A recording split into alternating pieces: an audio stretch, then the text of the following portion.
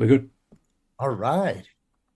Good morning, everyone. I don't know. Am I kind of officiating here? I was like, there's no moderator. I guess I'm the moderator. Good morning, everyone, and welcome again to Onyx Path Virtual Gaming Convention 2025 edition. And welcome to the Branch Riders actual play. We're going to give an overview of what that is and what we're going to be doing today. But first, I wanted to make sure to have all of our players introduce themselves and all their relevant deets and infos, as well as maybe how you hanging on the start of Sunday morning, day 3 of the festivity. So we want to start first with Ryan. Do you want to start us off? Yeah, I'm Ryan, Comrade Bubbles. They any. I moderate. I'm a moderator on Plastic Age Play, so behave. I am Jack. I'm really feeling having done 2 actual plays in the panel already, but I am raring to go for day 2 of the convention. All right, all right. And next we want to go to Bliss. Hello, I am Bliss Steele, she, her. Today I am playing Star, also she, her.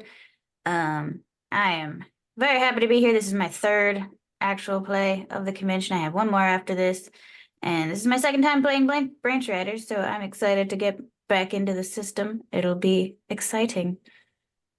All right, all right. And our newest member of the crew, do you prefer Minty Bow or our Human name is okay as well?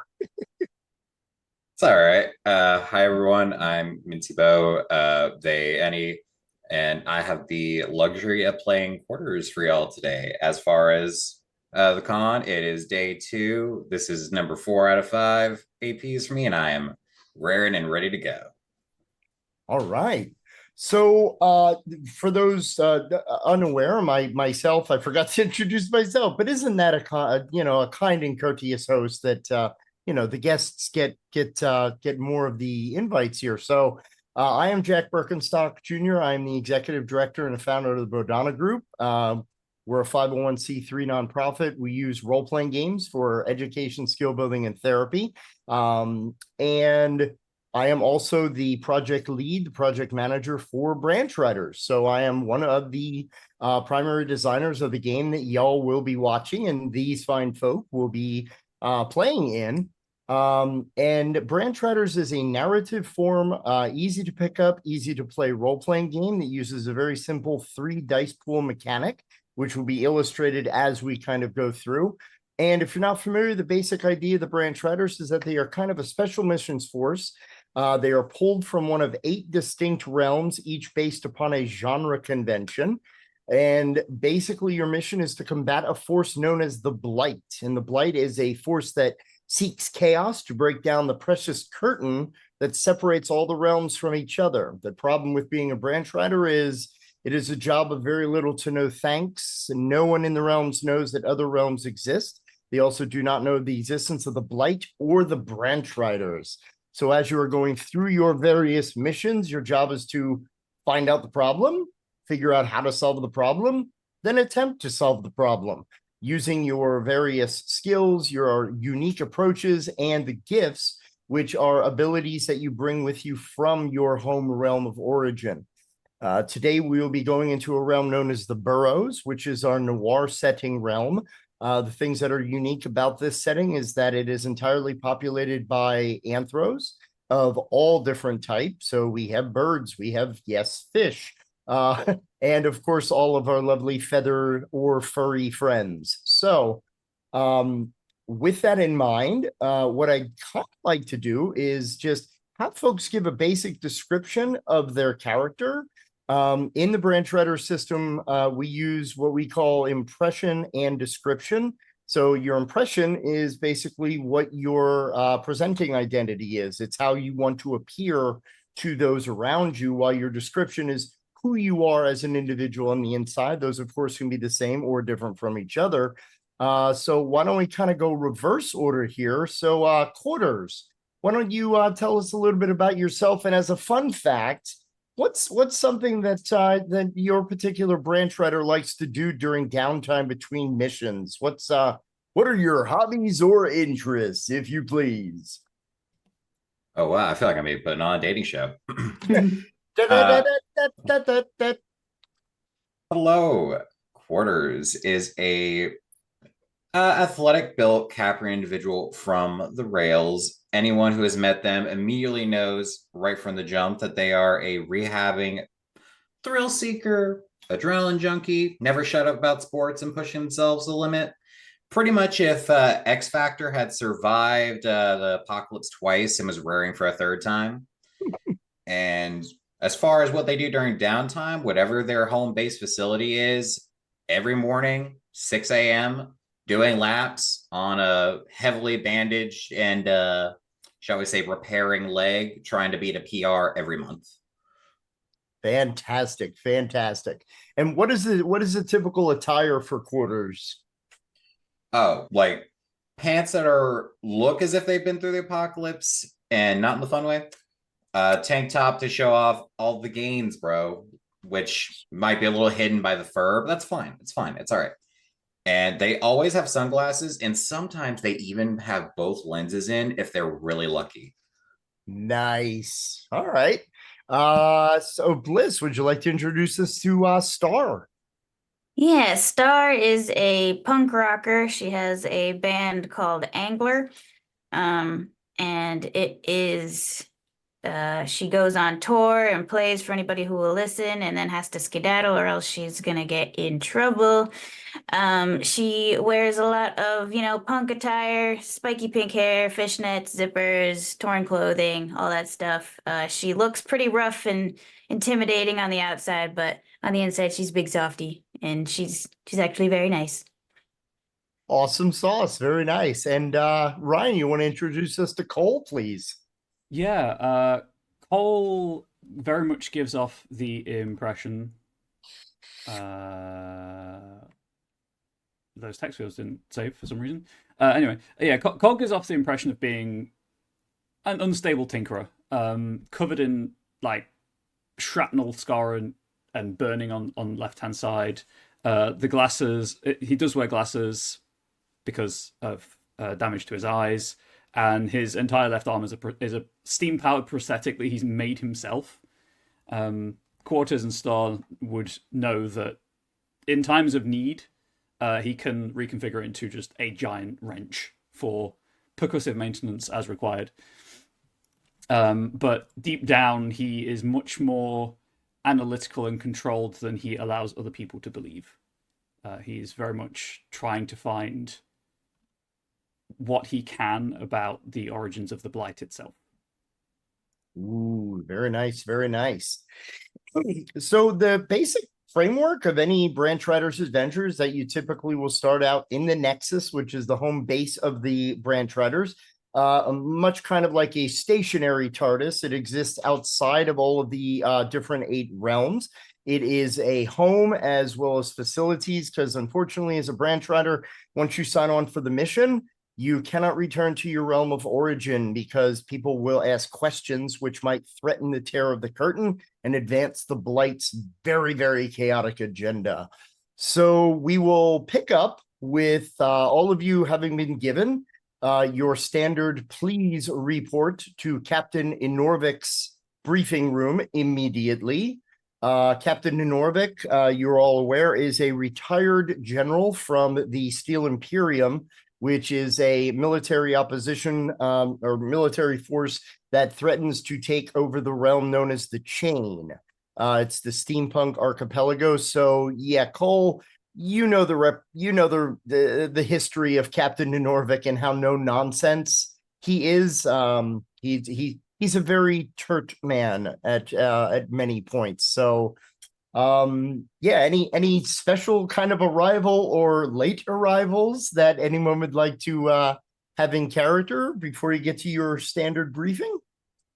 I arrive like a fraction of a second too late just to annoy him. Excellent. This is something he's probably used to me doing because I have no respect for him as a member of the Steel, even as an ex-member of the Steel Imperium. There's just some scars run too deep.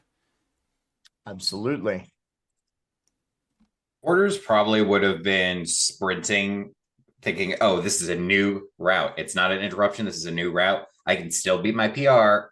And they probably arrive 2 minutes early, out of breath, and collapsing in a heap for the rest of the 2 minutes till their actual scheduled time, catching their breath. Okay. What about Star probably arrived early and is like, sitting in a chair practicing her guitar riffs without the guitar plugged in, so you can't really hear it. So just kind of. Good morning, Star. Morning. So we are practicing a new tune. Yeah, always got to keep sharp. I hope that you will not be debuting this at the next crowd function without advance permission. Definitely not. Nope, no way. Nope, I would never, ever. Now I'm making a mental note to definitely do that. Yeah. So as he just kind of shakes his head, light face palm, and then Quarters kind of runs in, exhausted as described. The door, if it was closed, bust open. They sprint in. Maybe it's a collapse. Maybe it's a trip. They go tumbling. Their totally legally distinct Goatman audio player receiver goes flying skittery across the floor, and they just end up a heap for funniness at the captain's feet. Bro, what's my time? First of all, it is Captain in Norvik. Your time is just a little bit early. Your associate, as usual, is there fashionable late. He bends down, he picks up the goat man. I trust you will provide yourself with enough fresh batteries for the trip. Captain, dude, sir, always, like, I need that, dude. Like, listen, I really can't don't care. I was asking to be cordial, human, and humorous. You still didn't tell me my time, man. Like, the message got in at, like, what was it, 2 minutes ago or 1:50? Do I look as if I'm carrying a stopwatch? That is a rhetorical question. Go ahead, have a seat to catch your breath. You will need your energy for your mission today. Oh, wanted to see if I could beat the time. Damn it. And they'll go and they'll sulk and sit down. I know this sounds like a tired phrase. It is not a sprint. It is a race. Dude, to get to the end, you gotta do it fast. And to do it fast, you gotta sprint. You'll need to do it correctly. I am not interested in how quick if the results are not promising or what we are looking for. How many times do we need to have this discussion? Hold up. You gave me a notebook last time. This is number 32. Very well. I believe we're up to 17.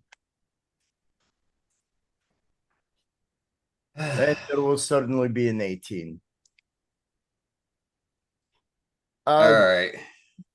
As you're kind of doing your various things in Orvik, still having not seen Cole quite yet, he steps into the doorway, kind of leans his very imposing head out of the doorway, just kind of looking back and forth. What's your pacing like, Cole? I'm nearly there. However, it's very obvious that there's some kind of glitch with my arm, and I've been trying to fix it. Whether this is entirely like it was a planned glitch, who knows? But it gives me a plausible reason to be late. And I look up, like, just bashing a panel back into place. Oh, yes, sorry. And then just like a couple of test squeezes of my hand. Right, that's better. I didn't want this exploding in your face. And I just show him the arm. I would consider that unpleasant as well. So thank you for your attention to safety. Are you ready? Yes, it should be fine now. I don't think it'll and then just like a slight vent happens. Now it's fine.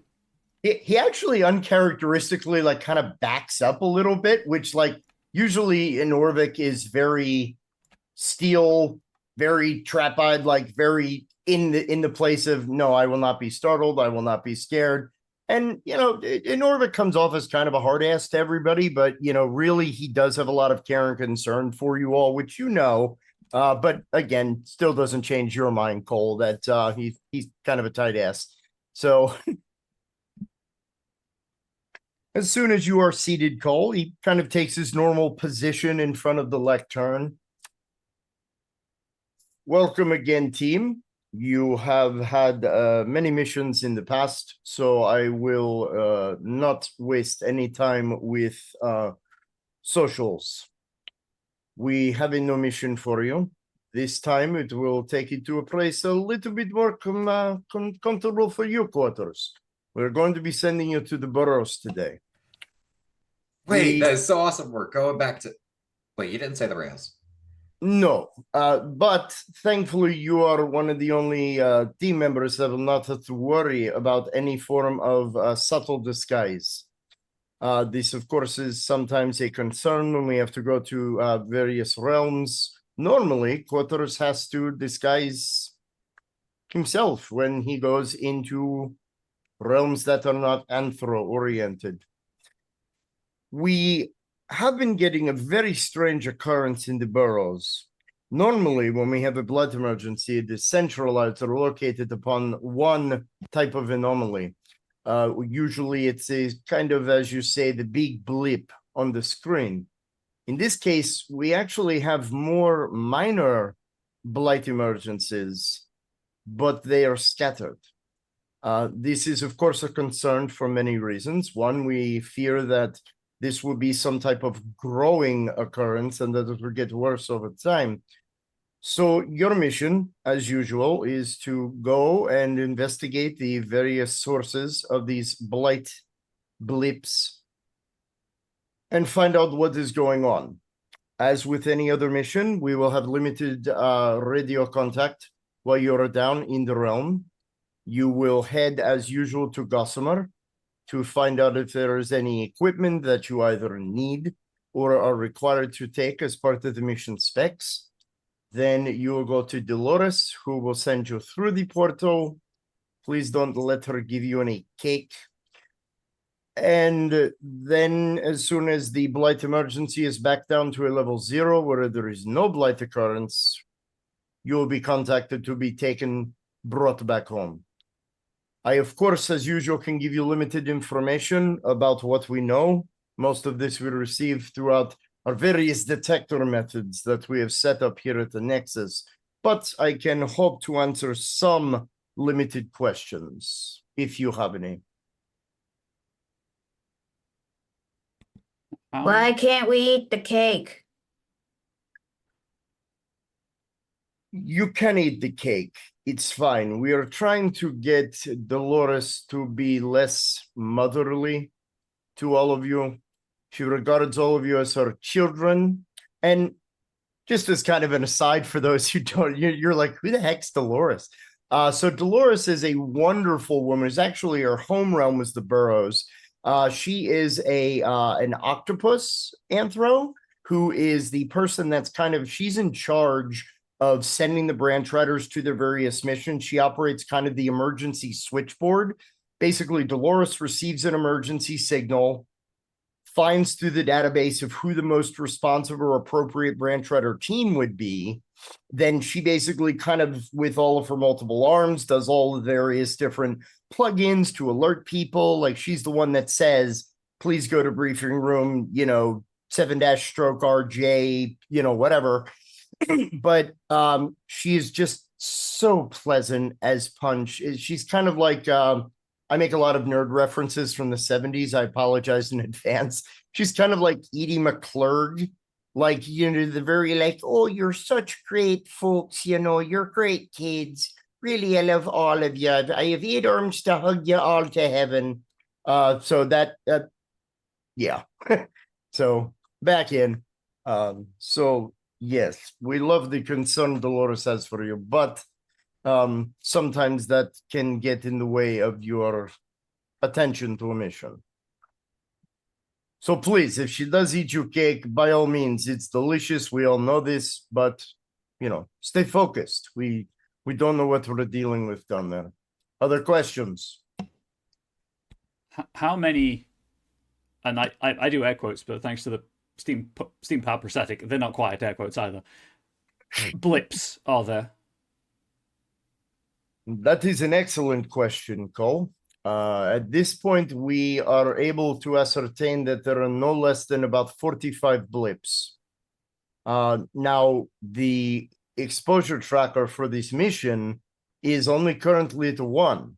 So whatever these blight blips or possession or whatever it is that is going on, it's clearly not something that is at curtain-threatening levels, but it is concerning that there are that many evidences, and they all carry a similar signature, which is also something that makes this kind of an anomaly. Like I had said, normally the blight is vastly different from itself, and I don't have to tell you from your training, there are always various emergencies that are popping off at any one time in the realms. This is we have horrible hours on this job, but that is concerning that there are that many signatures, and they're all coming strictly from inside Horizon City, which is the main settlement of the boroughs. So that is concerning. But it gives you multiple opportunities to find information. So there's always silver lining to the club. Yeah, I'd been leaning back with studied indifference, let's say, but at the mention of there are 45 of these, suddenly all business. Mr. Captain Dude, bro, sir. Captain Norvik. Right, Captain Norvik. Did all these blips just like pop up at the same time, or was it like, here's one, we'll get to that soon, there's 2, okay, we should probably do that this weekend, and now there's 45? Or did this all just like blink and it's like, dude, where did 45 flashing lights come from? This is like a Christmas tree. It is more like the Christmas tree that you speak of. We know, of course, that there are always little blips. Some of these things work themselves out, but we were actually brought to awareness that these 45 blips activated just early this morning. We're keeping a watch on them from a distance to try to see again if it was, maybe something passionate that happened in Horizon City. The Blight likes to try to take advantage of people in many ways. But when the signatures stayed and the intensity did not in any way falter, this is when we started to become more concerned, to the degree that we wanted to send out a team. So yes, it was very sudden that this emergence happened. We also have noticed that as part of the signature, a lot of these signals are located at the home for the Vexed. You know this from your branch rider training experience, that within the boroughs, one of the very unique kind of facets about this realm is that no one technically ever leaves any of the settlements. Like if you live in Horizon City, you can go on vacation, but you're kind of actually never go anywhere. You just remember going on vacation. So the home for the Vexed is for people that believe there's something out there. Kind of think of like if you took the X-Files and the Lone Gunman and, just mountains and mountains of red yarn and threw them all in a blender. Folks who believe that there's something more to what's going on there. And some say that they're not completely out of correct thinking here. But the home for the Vexed is basically where folks that need assistance will go for mental care. I will at this time also take a brief pause to say, yes, part of our adventures today are going to deal with the themes of mental health care, and there are going to be some horror elements and some scary bits that will happen here. Kind of our way to show that Branch Riders is not just a kid system because it's, originally designed for therapy. But I do employ what we call script change as a safety tool device. So if at any point there is any content during here that you find objectionable, disagreeable, or is something you would rather prefer not to be, I encourage, the tool is very simple. You just hit pause, which will stop the action, and we can use either a fast forward button to go past that part. We can discuss the content to reevaluate what it is. We can also use a rewind button in case you'd like to could you go back and do that slightly differently? I'd really appreciate that. We can also celebrate cool moments using an instant replay button. And at certain times, I may employ the tool utilizing what they call a frame by frame, which will allow us to go kind of segment by time. Then at the end of everything, we'll do highlight and spotlight reels and a rap meeting as kind of like our way to tie up everything. But again, that script change, it's a safety tool that we've been using for a while. So are there any overt issues or concerns from the group that are related to mental health? I obviously will not display it in a way that is uncaring or unfeeling for more than obvious reason, but does anybody have any kind of concerns or issues with any of that? Okay, there will also be minor police involvement, nothing graphic or in any way illustrating anything that might currently be going on in our world. Okay, thank you. Back in. All excellent questions, Branch Riders. I'm very positive about what results we are going to find, and I trust that you will all take care of this in very good time. If there is nothing else, please head to Gossamer to see if you need any additional or extra equipment.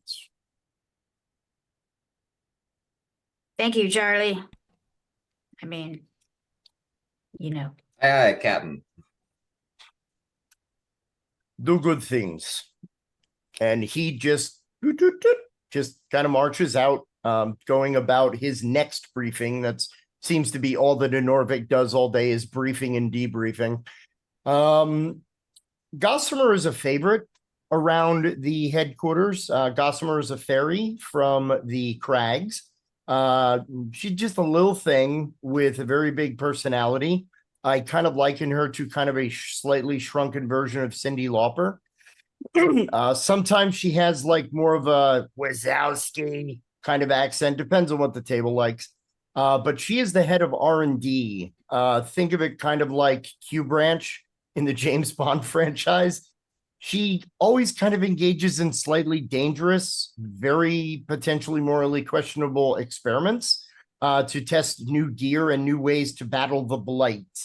You can always find her R&D office by the random minor explosions that occur outside and inside.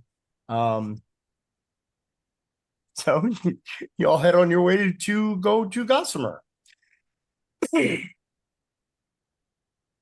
As you get there, there are no less than 10 people who are all standing in jackets of varying colors, and they're all standing completely still as Gossamer's standing there with a seemingly oversized clipboard.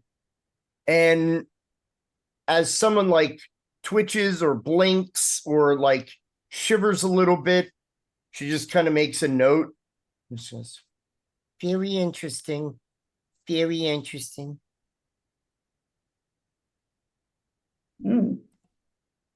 Yo, Cole, what? You know what's going on here? You're like the smart inventor, dude. What's this? Do I have any idea what this is? I imagine that Gossamer and I have a good working relationship because we seem to mesh.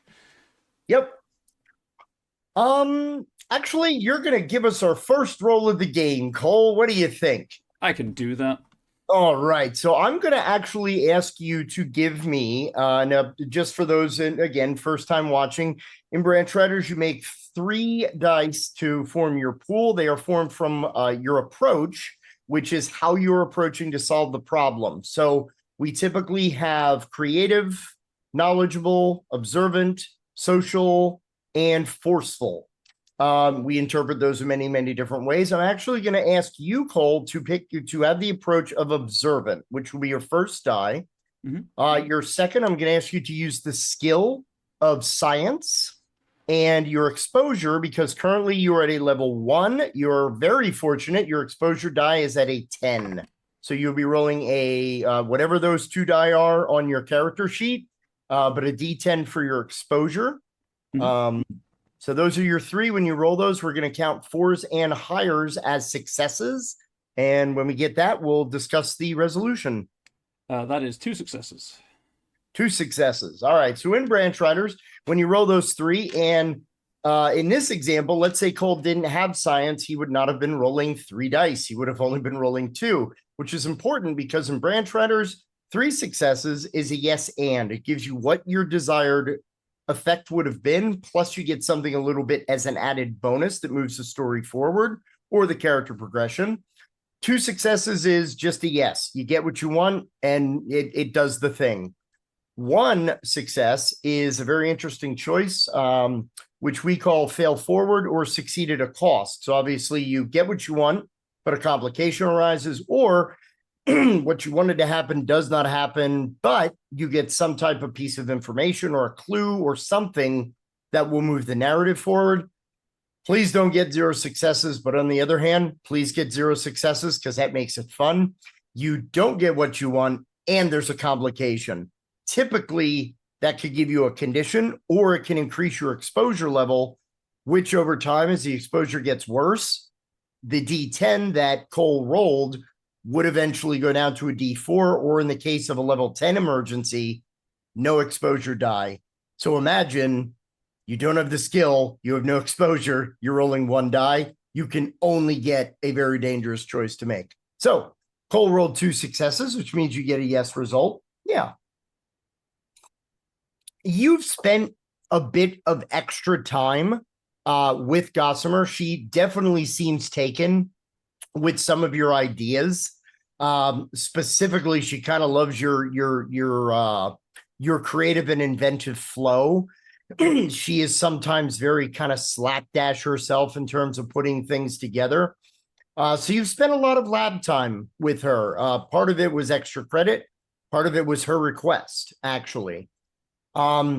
You've heard tell of these experiments that she is operating on, and you're kind of able to notice that as some of these folks kind of like twitch a little, you notice that very, very fleeting glimpses of, oh, wait, that guy's feline.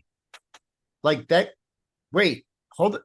All right, that girl's more, oh, these are disguise outfits that she's beta testing. So this way, when you go into a specific realm and you need to kind of cover yourself, it's an outfit that you would put on that allows you to appear as what would be considered normal for the realm. Obviously, the stress level of the person, so it's biometrically rigged or attached. You remember hearing kind of, dreaming, because she does that a lot. But yeah, you know what this experiment is about. It is trying to help people stay undercover in the field. Yeah, so to Quarters, just as an aside while watching this and kind of making my own mental notes. You know how we have to doll you up considerably whenever we go somewhere that I just gesture to Quarters. All of this stands out. I know I always hate it because then sometimes we have to do the makeup stuff and do you know how long I have to spend picking that out of my fur, dude? Like, I get it. It can look pretty, but when I'm having to sit there with like tweezers for like 2 hours to get it all out, not kosher. Yeah, it's same principle, but far less time consuming. And then I'll point out the little twitches and flickers as the true self is revealed momentarily. Yeah, and it doesn't take tremendously long for you to try to point out some of these things, because one of the persons who was kind of the most twitchy, if you will, actually the face mask portion of it just starts to kind of like go, and you're like, I don't see gears going on there, but it's definitely a concerning sound. And then there's just and there's like sparks that come out from the collar, and he just passes out on the floor. And his regular anthro head, he's lupine.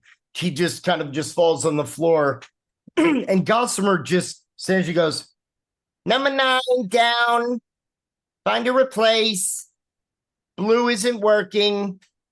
And like some kind of nameless, faceless guys just like come out and make all like, grab, pick up, and you see like a hypno, like, just kind of relaxes. She's like, "He'll be okay. Nothing to worry about. So you're going on a mission. Hello, Cole. Gossamer, always a pleasure. Didn't I say dreams always become a reality?" You did, and once again, you were right. I'm so glad that you agree. And her gaze immediately goes from Cole right to Quarters. I got Summer. Hi. How are you? Very much. It's very much like the adult on the street that all the kids are afraid of. That's this dynamic at the moment. I'm good. I'm really, really good. I was like 5 seconds away from like my new checkpoint PR, but then I got the summons and now I'm here and then I'm watching this and then hi. According to your records, you were a very fierce competitor in the rails. Is that correct? Oh, I wasn't just fast. I was booking it. I was flying and well, that's all in the past. Look, all I know is It might be in your present. So you're good to performing under pressure and keeping your cool. Is that correct from the information I was given? Totally, Doodad. I can do that all day. A guy walks by and she literally just says, "Thanks, Johnson." And she grabs like a treat from her pocket and she holds it up and he like grabs it and eats it and just keeps walking. So these are old models. I have a new prototype. Would you like to try it out? I heard you go into the burrows.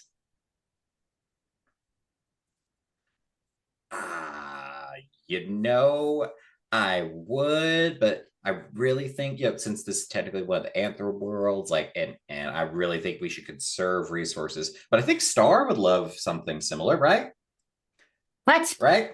Her gaze just goes back over to both you and Cole.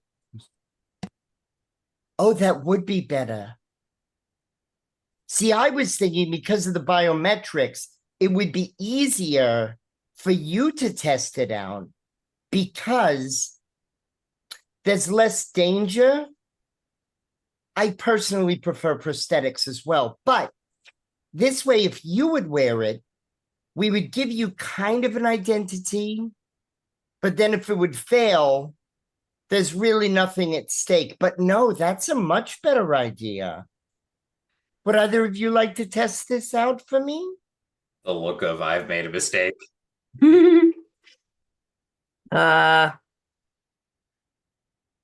Yeah, sure, why not? She snaps a finger and literally a person comes out and they're carrying a measuring tape and they kind of look at you and go, "Is this cool?" Yeah. They just give you like a real quick, like Old West Undertaker, like sizing you up for the pine box kind of a deal. And then moments later, they bring out a pristine white suit that is kind of very tight to the collar. Do I get to choose what I look like? Oh, absolutely. Cool. And I want to look like a prep school girl. she goes, Your fashion concerns are somewhat secondary. What type of animal would you like to be? Oh, right. Oh, can you make me an anglerfish? Oh, You know, that's my band's name. The theme is like angler, like we draw you in. And also it's like a pun because it's like anger. It's like, punk rock with an L in it. right. The alphabet's very punk. So I'll tell you what, I'll do you one better. If all this goes successful, I'll make sure to take some, someone will, photos of you with that on. That would make a wonderful album cover, don't you Oh my think? God, yes. That would, So we yes. appeal. Okay, yes, I like this. This is a good exchange. Oh, might get zapped to death by the caller, like what happened to that dude right there, but I get an awesome album cover. He is such a baby. He always gets so nervous just when I walk into the room. I don't understand it. Cole, I would ask you to wear one of the suits. However, I only want one unknown variable at a time when we're going on a mission. Completely understand. I'm cool with makeup. All right, then. So I think we're done unless there's any stuff you need from me. We don't need anything else, like cool gadgets. No, actually, your branch rider exposure tracker, and she of course refers to this. It's like a little armlet. The way that we're styling it for the game is like depending on what realm you were from, you can pretty much customize it to look, however your Pip Boy or whatever you want to call it kind of looks. And these are very interesting devices that one, they're able to alert any member of the branch riders team, unless of course it would get broken, because we know that'll never happen on a mission, or it might get lost or stolen, because that should never happen on a mission. But you are able to locate the signatures of the blight and to locate what the exposure is. So if ever the party would get separated, let's say Cole makes a choice that raises the exposure level, everybody else will be alerted. Oh boy, Cole did something or something happened. It also can be used to locate people from other realms. So you might be able to use it to locate other realm signatures that are foreign to the realm that you are currently in. So it's a very helpful tool that has been kind of a compilation of all the different technologies from all 8 realms scientists kind of working together.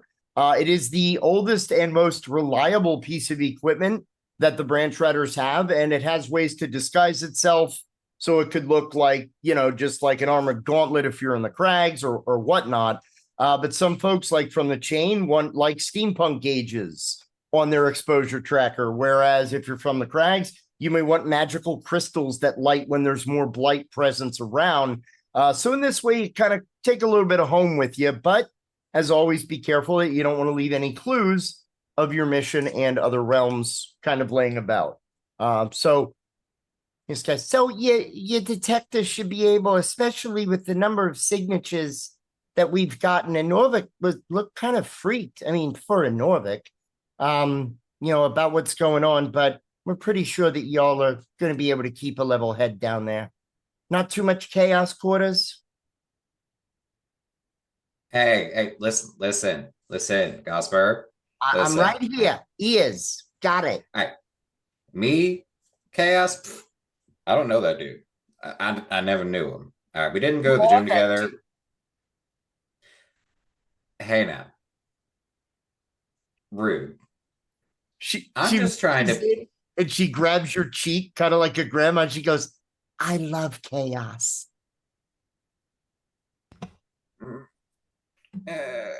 Yes, ma'am. She kind of flits away. She's like, have fun. Oh, Star, remember to stay calm. Ah, don't tell me how to feel. I think you'll be fine. And you program it in, and exactly as it's kind of amazing the way that it works. Now, of course, in the burrows and the rails, any level of anthro representation you can have. So it could be as simple as slightly bigger nose and like larger, like, you know, con elf ears or whatever, all the way up to full bust and fuzzy, right?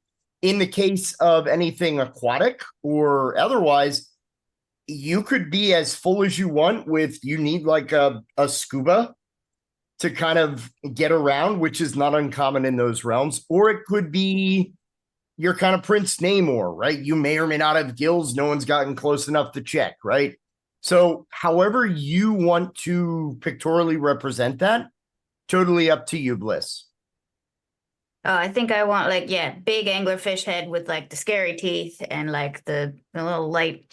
And in order to breathe, I think, you know, like in Hellboy with the dude with the fish guy, he's got the Abe. kind of, yeah, he's got the thingy to help me breathe. All right. Very excellent. With that, you are very quickly on your way to Dolores, who, as said before, is a very kind of Northwestern, like, or Midwestern, like, oh, hello, dearies, like that kind of the deal. She actually is kind of uncharacteristically kind of serious. I mean, not like there are strange things afoot, like nothing like that. But she kind of has like that, I'm your mom and I'm worried you're going to your first day of high school kind of look on her face. I believe we're about ready to send just down to the burrows. Yo, Dolores, why? I can't see your beak, which is very rude for me to even ask to see it, but I can tell it's frowning. What's going on? Well, we've never had quite the level of light occurrence that we've seen today. There's a lot of signatures down there. So I wanted to kind of ask you, do you know where exactly, do you want us to put you down in the middle of the city? Or do you want us to put you down near the home for the vexed? Quarters looks to Cole because they've demonstrated he is the brains more than Quarters will ever be. Wherever the largest concentration of Tenebra Blight signatures is, Dolores, please. First of all, Ryan, I want to give you props because you almost slipped into saying Tenebrous, which clearly shows me you've read the source material. It's amazing. Tenebrous is what they call blight energy in the chain. So that is very on point. All right. She goes, well, that'd probably be that we'll set you down to the home for the vexed. It's kind of a creepy place. They do good work there, but we know that they're alone. There's probably about 20 to 25 different signatures. So we're going to put you down fairly close to it. We'll make sure that no one's around, so they obviously can't see you beaming in. Look, and Quarters will put an arm around both Star and Cole. You got the punk rock royalty here, and you got like steampunk. What was his name again? Yes, Einstein. Like you got the steampunk Einstein right here, and you got me. Like this is the A team here. Her like, bro, don't worry, we'll be back. And listen, we can even test out that new cake recipe. I'll even risk my PR for it. You know, I never do that for just anyone. She gives a little bit of kind of a smile, and she just looks at you and goes, even though they'll tell me different, it's my job to worry. And it's my job to tell you, we got this, bro. Of course you got this. She points over to the teleport, which basically in this room, it's a gigantic portal that operates on two different kind of wavelengths. One, it normally looks like a gigantic Trivial Pursuit piece where it's like different pie sections. And as a blight emergency is signaled, basically that kind of gets larger, that pie piece, and they're able to kind of zone in on a relative area. They can't obviously, I mean, it's not like Blade Runner technology, like enhance. But they're able to kind of, okay, this is a major emergency and there's multiples going on. So, Dolores is always watching like 64 screens at one time. But she's a champ at it. She doesn't seem to need sleep.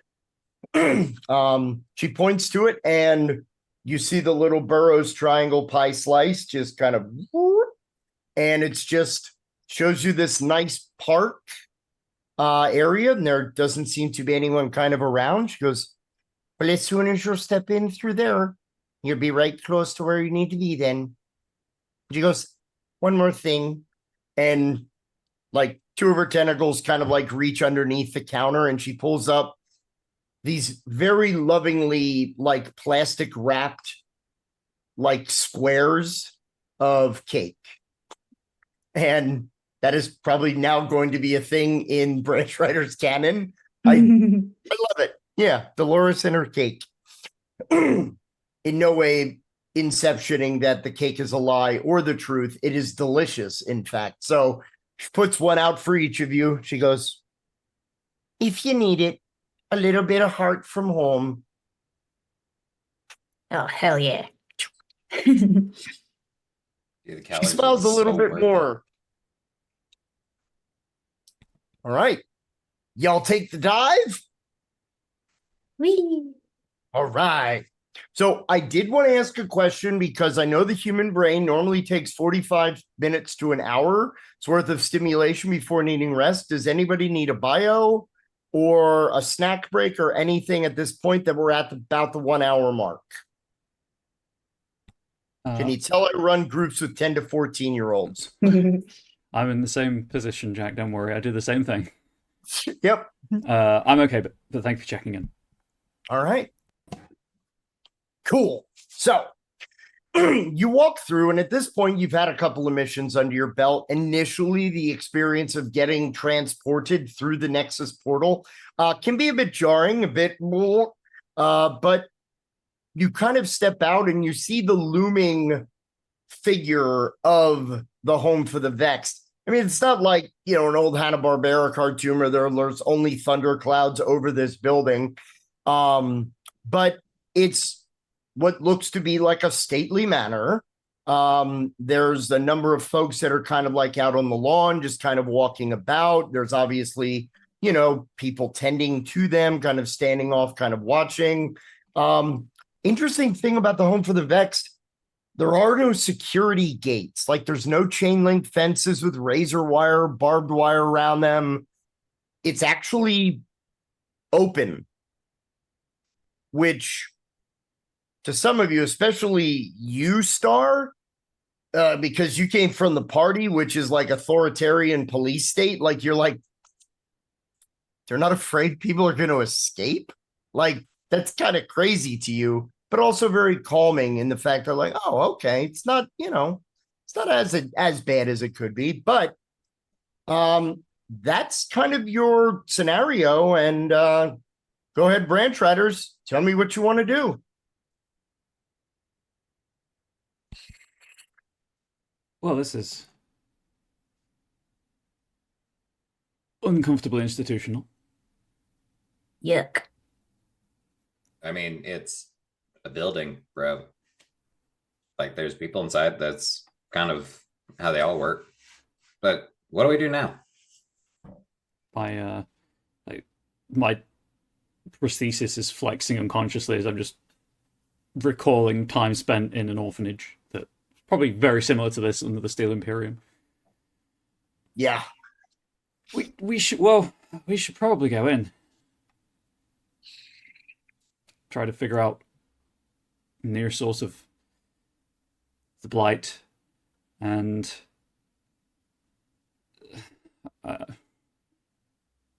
take it from there, depending on what it is. Yeah. It doesn't take you any rolls for gear or anything. They weren't kidding. There are a ton of signatures inside this building. And actually, the one thing that you kind of notice is as you're kind of going over checking briefly, you notice that actually all of the signatures that are in this immediate location, because you see other blips as was prognosticated, in other various, like one's about 5 miles away, one's about 2 miles away, one's about 6 miles, but all of them are in the same area of the building. They're like cramped in on your reader in the building.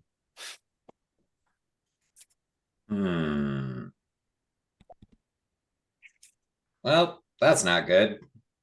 It does make our job somewhat easier, though.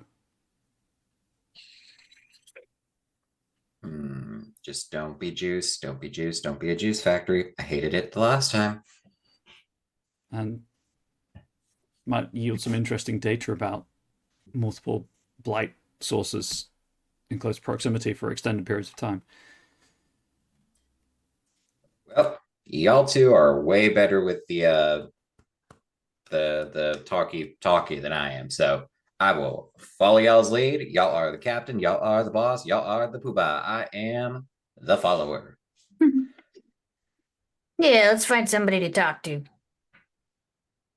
Okay. So you approach the building, like go up to.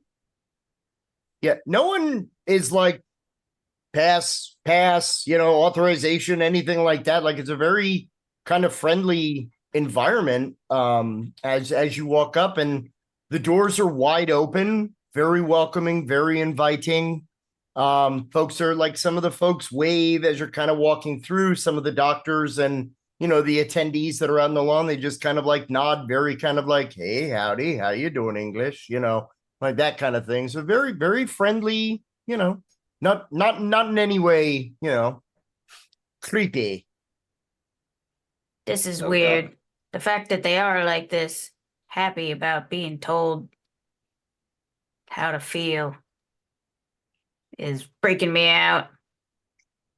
I mean, it's home for the vexed. I guess they're wanting them to be. What's the opposite of vexed? Is it unvexed or Calm, relaxed. Devexified.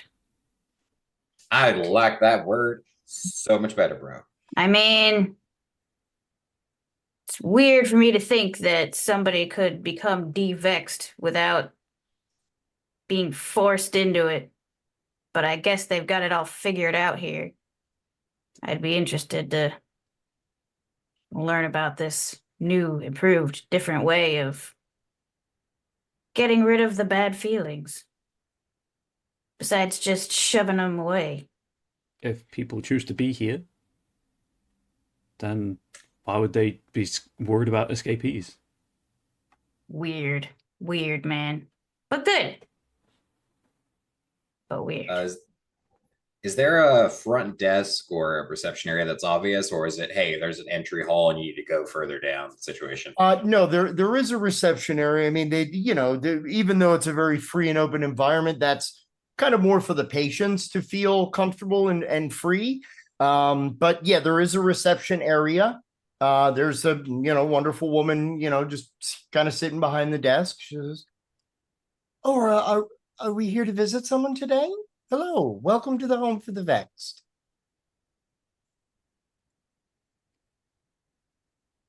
When it becomes apparent that no one else is going to say anything, Still weirded out.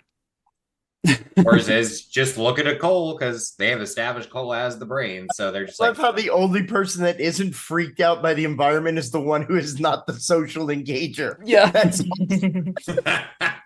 so psychiatric work, pretty good job there. Yeah, is that awkward I smell? Sorry. Well, I'm here to fix something. I just had a report of a broken heating unit, and I gesture in the vague direction of the pings on the detector.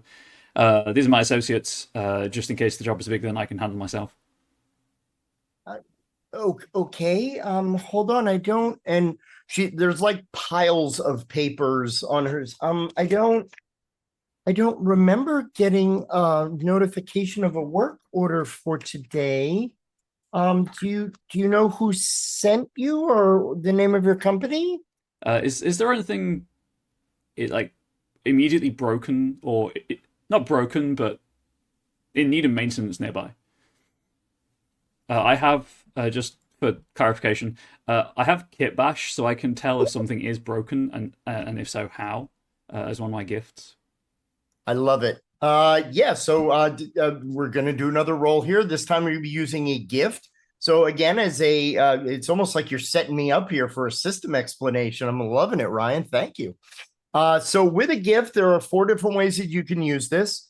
You can use this as a free ability, which doesn't cost you a roll. And it also is very little risk. It's kind of an innate form of the ability. It's kind of like a sense or an intuition. You can use it as a self gift, which means the power only affects just you. You can use it at an other level, which affects one other person only, or you can use it at a world level where it affects multiple people around you or the immediate surrounding area. The downside to using a gift at the world level is it automatically increases your exposure level because you're literally affecting change to reality with an energy that is coming from potentially a foreign realm. In this case, you're just kind of censoring if something is amok in the machinery. So I'm going to consider that a free use of your gift. Yeah, you're ironically, it's something with the thermostat. Is maybe it might have something to do with the fact that all the doors are open on a very nice sunny day. That's kind of making it a little bit wonky, but you are kind of like you're kind of like a dad, like someone's messing with the thermostat, like that old trope. But yeah, you're able to sense that immediately. In which case, I will point that out. Well, I don't know if the work order's made it to you, but if you look at the thermostat over there, clearly there is something wrong with it. I'm purely in charge of intercepting people and setting visitors up with their families and getting any kind of if anyone had to be admitted or anything of that sort. So I guess go ahead and take care of the problem if you wish. I mean, please try to be careful. There is one of Dr. Lazarus's groups going on right now. It's one of the largest groups that we have here. I obviously can't tell you why, or maybe I've said too much, but no, if just please go ahead and take care of everything, especially if it's a problem. We will be the souls of discretion itself. Well, thank you. That is very, very nice. And I'll just head into the building in the vague direction of what I assume to be, 1, the cluster of responses we've got, and 2, Dr. Lazarus's group. Okay. Well, I mean, at this point, if you've ever worked in any kind of hospitalized setting or anything like that, I spent a lot of time working in RTFs, which are residential treatment facilities. Things are fairly easily and clearly labeled, much like a sci-fi television show, just so everybody can kind of find A, where they need to be, and 2, where they're not supposed to be. So you do, as you're kind of following along, where all the heat, the HVAC or whatever the comparison is here, you're able to see Dr. Lazarus's office is directly across from group room. And yeah, that's pretty easy for you to find as you're kind of going through. So, and does it match with the responses we're getting on our blight detectors, or are those elsewhere? Cool. Yeah, according to your blight detector, literally everyone who is representative of the blight blip is in the group room right now. You don't know exactly how many people total are in there, but you know that is where your signature is kind of relegated. I will ask everyone at this point to, just because I want to make sure that everybody's getting to share in the dice. I want everybody to give me an observant culture roll. Culture is a skill that we use to represent anything from, hey, I want to talk to those go gangers in Seattle Shadowrun, all the way to I know how to handle myself at like a celebrity debutante ball. Whatever the culture or subculture is, you're able to kind of parlay the lingity. So again, for those of you who have never tried the system, find your approach first, which again is observant. Look at your skill matrix for culture, and your exposure at the moment is still level 1, which is a D10. Got 2. I also got 2 successes. I only got 1. Okay, for something as simple as like an observing, because it's basically our form of like a notice roll or something like that. You're kind of taking it in, Quarters. This is, I mean, it's kind of weird, I imagine, for Quarters, because you're from another anthro realm, but like in your realm, everything is like in a state of disrepair. It's literally the zombie apocalypse over the X Games. So for you seeing like nice wood paneling and like people with carts of nice food being wheeled to them and like people not starving, right? Like you're kind of taken aback a little by kind of what's going about. Now for Star and Cole, you're kind of tempted to like shake your Branch Riders reader a little bit, because you're actually a very brief blip, not the one in the room, comes onto your reader. It says Branch Rider energy detected, multiple realm signatures, and it's on your reader. You're alerted to it, and you kind of look to the direction of where it is, and moments later the blip is gone. Weird. That is concerning, particularly with so many sources of blight nearby. I know, right? And their nameplates on their doors aren't even like fake. They're real here. What? They came with these? Dude. It takes me a moment to realize that Quarters has no idea what's just happened. No, Oh, no, Quarters is staring at the doctor's door nameplate, like trying to so nudge weird. it. No, Quarters. There was a momentary response of Branch Rider activity nearby. Wait, what? Yeah, you were not told in your briefing that there was any other assigned team to this realm or this region. You are solo as far as you know. Now, I don't believe that my I'm here to fix something ruse will work on entering a group therapy session. I have other resources at my disposal, but I would rather not use them until it's absolutely necessary. Mm. Hmm. With a degree of emphasis that you can reasonably assume means I don't want to risk increasing blight exposure right now. It's a, folks, we just got started. Yeah, exactly. I will add a little bit of info. So Quarters, you are so taken by the nameplate convention of the Home for the Vexed, which is, I didn't realize I've ever have to say that sentence, that you do notice the full name is Dr. Emilio Lazarus. And it just says head of staff, psychiatric services. And he has a bunch of alphabet soup behind his name. Dude, like, this guy's into the alphabet too. Look, he's got a, but it's really out of order. He's got like a P, H, and then a D. But then he's also got D again with like MD. But BS is at the end, but he's supposed to go before all that. Wow. What an impressive dude. As I do have a thing where I can bust open the door, but I can also appear innocent to anyone who observes me. So we could just go and be like, I'm late to the meeting. I'm sorry. And these are my friends. Ooh, all right. You want to do that? Yes, my Wand of Anarchy gift that I can put a spell of innocence on myself. Ooh, excellent. Okay, so what we're gonna do here, Star, is I'm gonna have you do. I'm gonna actually ask you. Sometimes in branch riders, we give the player the choice of what they would like to go to approach wise. Do you think that that would be creative because it's kind of a cool idea, or do you think because you're kind of disguising yourself with innocence, do you think it would be more of a observant? Or are you trying to peer social? Like at this point, what approach do you think works best? Um,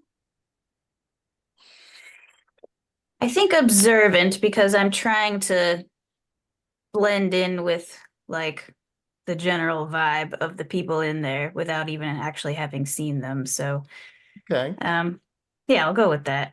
They're trying to be nonchalant, as they definitely do not say. All right. So you ahead and use your observant approach. Gifts are always coded to start at a D8. We figured they're powerful abilities. And again, I didn't mention this earlier. We have completely ignored the D20 in the branch rider system. It gets enough love on its own. We only utilize D4 through D12. But we cuddle it and hug it to let it know it's completely not forgotten. So yeah, you're still using your observant, a D8 for your gift, but then a D10 for your exposure. All right, I got 2 successes. All right. So describe real briefly how you utilize your Wand of Anarchy to do this. So I can first open the door, so I just kind of tap it, boop. And as soon as like anybody looks at me, I just, flash a very scarily toothy grin. And look very innocent as a very scary looking fish. But say, oh my goodness, I'm so sorry. Am I late for the group therapy? I am just so bad at time and stuff. But hi, hello. Why, hello there. Well, welcome to the group. The proctor of the group stands up. He is an otter anthro. I do want to again 70s references, so please ask your parents or your grandparents, depending on your age. On MASH, the actor Alan Arbus played probably my favorite ever mental health representative in media, Dr. Sidney Friedman. So this character of Emilio Lazarus is an homage to Sidney Friedman. So he's just an otter. He is, just standing up. He's not wearing glasses, but he's very friendly, kind of gregarious, kind of grinning. Goes, no, you're not late at all. We actually just started a group just a few minutes. Were you supposed to be in this group, or are you a new arrival? I think I'm supposed to be here. I mean, I am new. I don't know really what's going on. Well, I tell you what, the format of our group is you'll just come on in, we'll get you a chair, and we'll start talking, and we'll figure out, is this something that applies to whatever's going on in your head? And we'll just try and figure out if this is indeed the place you're supposed to be. Oh, perfect. Thank you so much. And can my friends come too? Are you are your friends also kind of under duress? You You guys actually under look like you're duress? quite calm at the moment. Uh, I'm Hi, Doctor. simply here to check some of the machinery, make sure it's working as intended. You can check with the front desk if you need to. This is actually my cousin, and you know how the family doesn't know a lot about this kind of thing. I'm here to more learn to be an assistant for when she has her, and then like with the faux love of a family member, like try to cover up where an anglerfish's ears might be. Any of her moments, I kind of want to just be that support. So I thought it'd be good if I just sit along and learn some tools too, if that's fine. Okay. So did you make your roll already for your gift star? Yeah. How many successes? That was 2. Okay. What I'm going to need from you, Quarters, is you are not aided by your gift. So I'm going to have to give, you're going to have to give me a social integrity check. In theory, I could make this. Hey, at least you have the skill of integrity, which is awesome. But Yeah, because my social did not carry that at all. Oh, okay. How many successes? 1 sec, I gotta roll the other 2.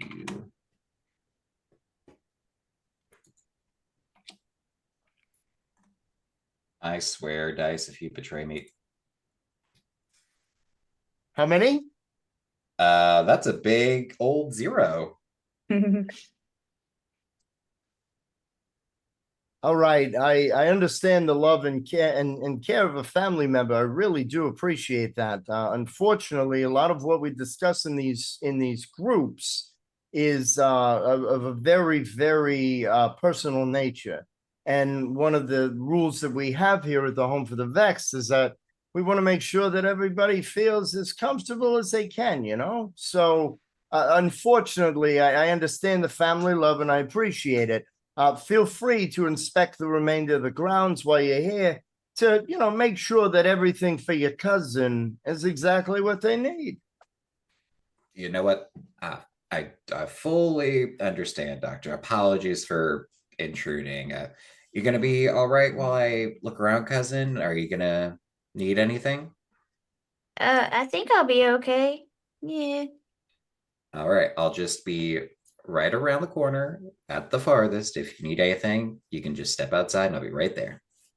Yeah, and unfortunately, Cole, the hackles that have been raised by his ethical constraints kind of like, and sorry, young man, I understand you're just here to do whatever job, but unfortunately, you're going to have to wait to check this room until group's over.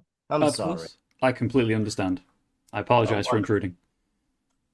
Not an intrusion, and I'm sorry, I didn't catch your name, miss. Star. Well, please grab a chair, Star, and you'll be able to hear what we're all about, and hopefully it'll correlate to what you're all about, and we'll get some good results. What do you think? Okay. Okay. Colon Quarters. You exit? Because it's one of those where, like, he doesn't repeatedly say it, but his eyes are kind of like, and? The moment the door is closed, Quarters just kind of looks down. Well, fuck. I can look after herself, and in the meantime, we can say that Dr. Lazarus told us to look around. Quarters just kind of looks at the doctor's office door and looks back to Cole. That's technically part of the grounds, you know? Yeah, no, absolutely right. Is there a window in the door to the therapy room? Yes. Does it? It's that, like, frosted blended glass, like kind of like you see so you can't definitely see in. So, cool. Yeah. So there's a reasonable degree of privacy if we did want to try to enter his office. Yeah, and actually, I mean, for the fact that there's, like 20, 25 people in there, plus Dr. Lazarus, you can't hear any noise coming from inside the room. I mean, because usually like a, hi, Star, like one of those kind of deals. But you can't hear any noise coming from within. So, yeah, they do a good job at for considering they're operating on like 1930s, 40s technology. They're doing a pretty good job at what happens in group stays in group.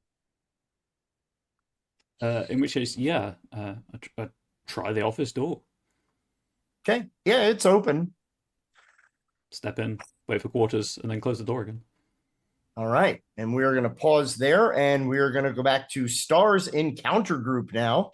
So Dr. Lazarus is definitely, I mean, I'm going to have you do just one roll for me give me an observant communication roll, Star. Fun fact, 87% of human communication is nonverbal. I got 2 successes again. Yeah, what you're kind of noticing is that there are a bunch of people kind of sitting around who are kind of like nervously shuffling. Nothing to the extreme of like, folks who are like detached from the conversation or whatnot. But you're kind of like noticing a couple of folks are kind of like looking around at them, the environment, and they're kind of just like uncomfortably kind of, just it just feels squirmy in their own skin. Kind of a deal. So Dr. Lazarus like, so before our new guest arrived, we were all sharing our experiences. I don't want to speak for the group or for any of you in here, but I believe that we kind of all use the term that we feel as though we're being haunted or that we're being stalked. But we haven't really had evidence to validate that this, in fact, is going on. So I wondered if anybody would like to maybe share their experience that maybe could help Staub feel more comfortable, being this is her first time in group. And we're still figuring whether this is the right group for her. So who wants to broach something out? And you see kind of one person towards the end kind of sheepishly put their hand up. I'm Buster. Hello everyone again. Yeah, I wouldn't say haunted, Doc. I don't think that's the right word. I guess targeted is the best thing. And I know I'm not crazy. We don't use that word here. Okay? Everyone has thoughts. Everyone has feelings. For you, they're valid. We don't want to make you feel that you need to hide any of that away from anyone. Yeah, but I mean, talking about the stuff like, my family put me here and they say that I'm crazy and they say that I have nothing to worry about. I think I have something to worry about when no less than 12 times in the last 2 weeks, I almost died. And I'm not talking a medical emergency. I'm talking about in the nick of time, falling debris did not land on my head. Gangland crossfire almost taking me out. Streetcars almost running me over. I have had so many close calls. Doc, how can I not believe that the universe isn't out to fucking kill me? All right. Who here feels the same way Buster feels? Every hand in this room immediately shoots up. And there starts to kind of be that like, you're like, just folks are starting to get a little bit more heightened in their conversation. And he's like, okay, we're all here for the same reason, right? We all have this feeling that we have been targeted by some type of force, some type of energy. And I can't be the one to tell you that you are wrong. I'm just here to offer an alternative, another way to look at things that maybe could help you see things differently. It's not my job to tell you you're right or wrong. I don't even know if I'm right or wrong. But I can tell you that we live in very strange times. You referenced gangland shootings, Buster. It's no secret, Mr. Silver and his so-called criminal enterprise is wreaking havoc on the peaceful citizens of Horizon City. So is it too far gone to believe that this criminal enterprise has created in all of us a sense of loss of safety? That maybe we feel because of these senseless acts of criminal engagement, that we are not all at risk of falling prey to a stray bullet or a gangland assassination gone horribly wrong? I'm not saying there's not danger, but I am saying, why would Mr. Silver target you? Or why would the universe have it in for you? And actually, no pressure. And if you're okay with this, Star, you're new to this group, so of course you are not forced to share if you don't feel comfortable. What do you think about all this? Wow, that's really strange. I mean, you guys, those of you that like also raised your hands, it wasn't just from the stray bullets and stuff that we're scared of, right? Like, got falling pianos and cars and stuff too. If another voice kind of leans up, yeah, I mean, if I didn't know any better, I mean, it's like some horrible cartoon logic or something. It's insane that I've had this many close calls. I'm a good person. I've never hurt anyone. So the only conclusion I have is that the world is out to get me. Yeah, I mean, I'm here, so I feel the same way. Well, what are some of your situations? What's happened to you?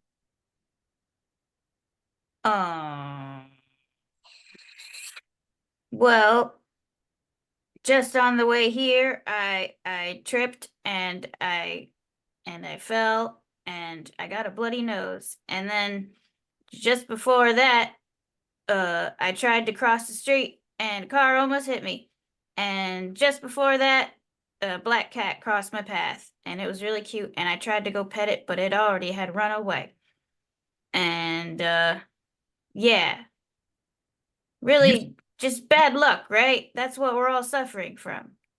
You see a couple of nods, and Buster's like, wait a minute. You just said black cat, right? Yeah. All right. I don't know if anybody else has experienced this, but my cat, it was there, then it wasn't. Like it blipped in and out. Right before the thing happened. And it's some other people like, yeah. Like they're all kind of gathering around this narrative with you. So something blips and like disappears from view or comes back or whatever, and then a bad thing happens. Or does it have to be a cat? For me, it was a cat, and everybody's like, yeah. And Dr. Lazarus is like, okay, so clearly, Star, you're where you need to be. Now I will say, and I don't want to throw anything negative out to the group here, but this is the first time I'm hearing of a cat. Are we sure that maybe we're not grafting again? And the group kind of like, oh man, like it's like that teenage, like if me as a 52-year-old man tries to stay like, yo, straight no cap, and the kids are like, dude, just don't. Like I'm using terminology that I shouldn't be using. And the couple of like whispers in the group are like, there's that grafting again, man. I hate when he says that. And he goes, no, I'm serious. When we're trying to find answers in the middle of chaos, we always can grab on to something convenient. You never said anything about a black cat before. I'm not saying you're wrong. I'm not saying you're lying. But do we feel it's a little strange?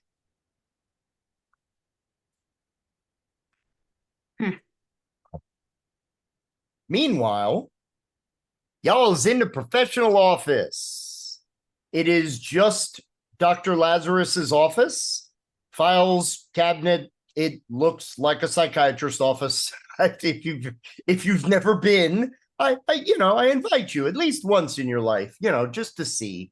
But yeah, it's very nicely furnished. It doesn't look lavishly furnished. It's not like this guy's on the dole or whatever. It's, you could tell like, okay, that's like a hand-me-down chair in there. Like, you don't get into this field to make millions of dollars. What y'all's want to do? What is you wanted in here? Oh, okay. So like, here's a doctor. So like, if everyone in that room like is, and they'll point to their like tracker, which in this case would be a glove, like a little just simple glove with the blips on it. If Nice. everyone in there is like blipping up with blood, and they're all his patients, he's got to have papers of them, right?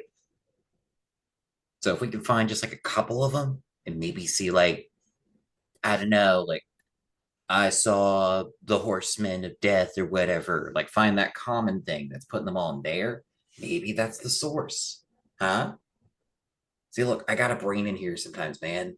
They don't think I do, but I do. No, it's definitely an idea. Far be it from me to shut you down for contributing one. I can think of two problems. One, we don't know any names, and two, if he's doing group with them, would he not have those papers in there?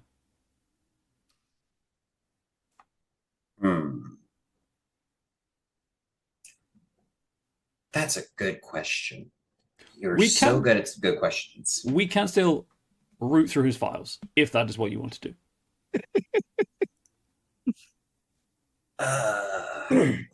I feel almost icky doing this because it's like people's medical stuff, but we gotta do this for blight stuff. So, all right. So this cabinet has everyone's names A and just G. No, wait, that's a minus sign. The way that Dr. Lazarus has his files organized, he has them organized in terms of group files, A through M, N through Z. He has individual case files. He also has discharged case files as another kind of file in his cabinet. Quarters is going to go straight for the group files and see if they see anything, I guess, that would stand out to them. They're not a medical professional, but if they saw a group file that says, hey, the feelings of doom crew or some shit like that, they'd probably hone in on that. Yeah, you, well, let me ask then, Cole, what are you looking for in your detective? I'm going for the discharged patients. Fantastic. So I'm going to ask both of you to give me actually knowledgeable plus culture. Yeah. Apologies, headphone users. I dropped my dice. And we're still only at exposure 1, right? Yes. If this is the role where I do well, I will actually scream. If it's too high in pitch, it might not come through on the mic. I have that with Zoom all the time. I make phone call noises and people are like, I can't hear a thing. And I'm like, never mind. Insert phone call noise here. Pretty much. Insert the dial-up. I got 2 successes. Okay. I unfortunately only got 2 successes. Okay, no, 2 is adequate for you. It's not difficult at all. So Quarters, you're looking through the group files, and apparently what's going on is for both of you actually such a problem at the moment that he actually has subclusters in his file and he's labeled it as doomed acute paranoia case files. Like he has them in an area where he's conveniently grouped them for whatever is going on. So it gives you the immediate indication that whatever is happening seems to be a fairly persistent problem. Doom, there's nothing really cute about Doom, dude. Like, it's not cute at all. I mean, unless it's like how Stars Group does it. Wait, no, that's one word. Okay. Cole, psst. Cole, what'd you find? I think I got something. Do I find anything of interest? Yeah, actually, Cole, you see that the discharged under this acute paranoia file, pretty large amount of people that were successfully discharged with this. It's actually to the point where you're now kind of notice that files sometimes are in transition. You get a lot of new cases, you bleed out a number of old cases. You notice that on top of the file cabinet, there are like some tablature thing or tabs, like those file folder, the hanging organizers and stuff. There's like a stack of them up there. Kind of lending you to kind of believe that he's had to reorganize these, but there are probably no less than like 50 of these that have been discharged successfully. And on the front of kind of the file, it just says multiple groups will be needed, need to seek additional professionals.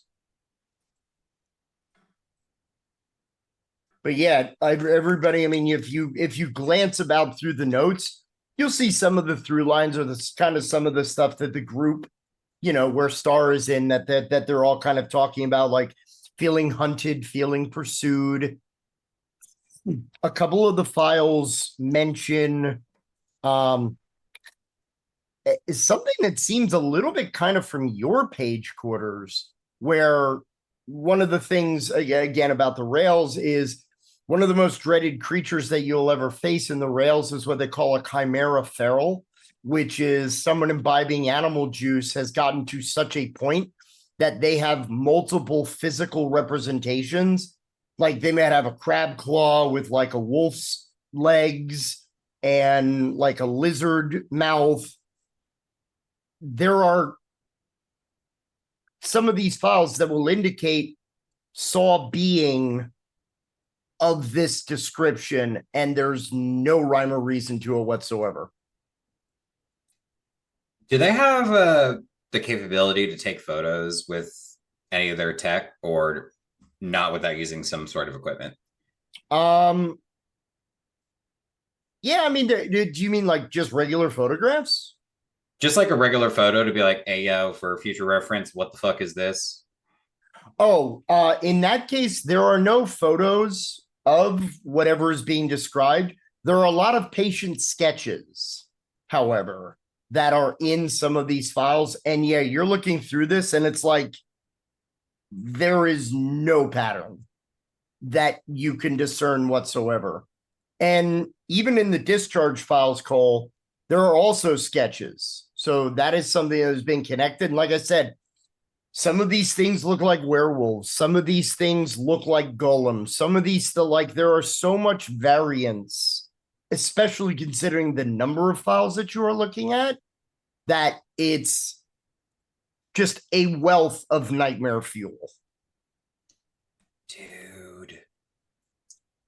Dude, this is straight out the juice factory. I am starting to think that perhaps this may be one large exposure that is impacting many people. You think what I'm thinking, dude? Highly doubt it. What are you thinking? Okay, look. You said like earlier, like y'all's like trackers were saying there was other branch rider energy. Mm-hmm. So and this is crazy, bro. I know it's crazy, but I've seen these kinds of things before. Like, look, and they'll push one of the sketches onto the desk towards them. Mm-hmm. Like, look, this one, it's got like cat ears, but also it's got like deer hooves, but it's also got like, I think those are bullhorns. That's Chimera Feral. Dude, that's my place's stuff. Why is it here? I take a moment to visibly like calculate, compute, assimilate all this information. The branches are getting close somehow. Presumably, The branch. there may be a commonality between geographical or psychical between all of the affected people. I think there's something else going on too, bro. Like, these are all way too crazy to be the same thing. But do you know what causes this kind of thing? Someone may have slipped a batch of juice into this world. And if people here started taking it, this is the stuff that happened to us. And can I roll with weird to see if that theory has traction? If this could be a case of someone smuggled across branches juice from the rails, and now we're seeing ferals pop up in the burrows. I will say go ahead and give me a knowledgeable weird to see if that is possible. You hear a lot of stories in Branch Riders Academy, and of course the old salts of the Branch Riders Corps often tell war stories, sometimes to try to frighten recruits, etc. Like any other organized force, sure. As one does. Okay, well, of course, the D10 is going to show one. That's unfortunately only one success. Yeah, it's possible. I mean, I won't say it's never happened that things have crossed over. I mean, there have been multiple curtain breaches. It is not like, oh, the curtains like tore, the entire world explodes. It's literally like a tear, an anomaly, and all of a sudden you'll find like, hey, we found this mechanism that could not be explained. Yeah, it's a compass. Calm down. But it is possible. The only problem is you have no physical evidence of it whatsoever. And actually, I'm going to ask both you and Cole to give me another knowledgeable but weird check. Yeah, I just had a weird computer hiccup. I apologize to anyone watching if there was a stream issue. Knowledgeable plus weird, you said. Correct.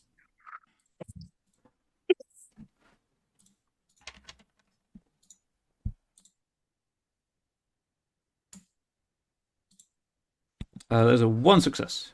If I add That the is other two also- dice together, however, I do get another success. Fair enough. What about you, Quarters? The dice do not like me today, so that is also only a one. Okay, so both of you are you're kind of going through all these files, and you're kind of like you and your Scooby-Doo talk here about, well, what if Old Man Withers, and you hear some like creaking noise from outside the front of the office door, and the very dim light bulb that is in the office like just kind of goes like and it just kind of flickers.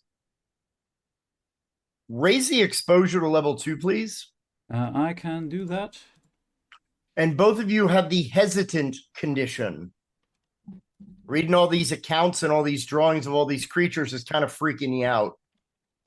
So you're kind of interested, but a little pensive about asking too many questions.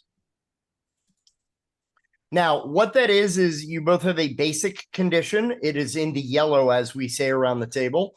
What this means is if it is something kind of like grave or forward, your situation die while you still have this condition is automatically a D4 regardless of what the current exposure level is.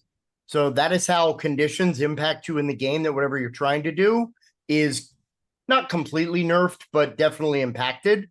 And you can try to use very creative ways to get rid of conditions for yourselves or each other. But yeah, you also, Star, you don't know exactly what's happening, but your Branch Riders reader just kind of like did a, it's kind of like, you put it on vibrate only, but the exposure level is just increased. We should probably pull these back and see what that was outside. Yeah. Let's do that. Yeah. Let's. Is it darker in here, or is that just me? No, it was. Just give a Cool. curious look at the light, clearly trying to like figure out if I can fix it. Cool. Okay. And quarters is a little shaken, but they're starting to put the files back. Okay. Uh, back in Group Star, the group's getting a little kind of, I won't say worked up, but they're definitely speaking a bit more passionately. I'd like you also to give me a knowledgeable plus weird.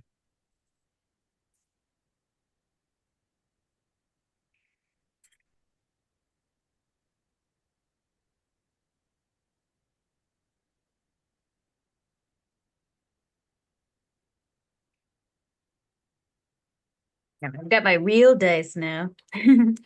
Oh, My boyfriend came home it from got the real. shop and brought me my dice that were there. So, okay, actually, that's a 2 success. I was not expecting it. All right, you're sitting in the room and you feel this like all of a sudden chill that kind of passes by the room, and it feels like it doesn't feel natural, but at the same time, like part of you is kind of like, maybe Cole actually did something to an HVAC unit here. Like maybe he fixed something. But you don't notice anybody else in the room having any other kind of like shiver reaction. So you just feel kind of this cold blast that you seem to be the only person having any kind of notice of it. Please raise the exposure to 3. Oh no. It is done.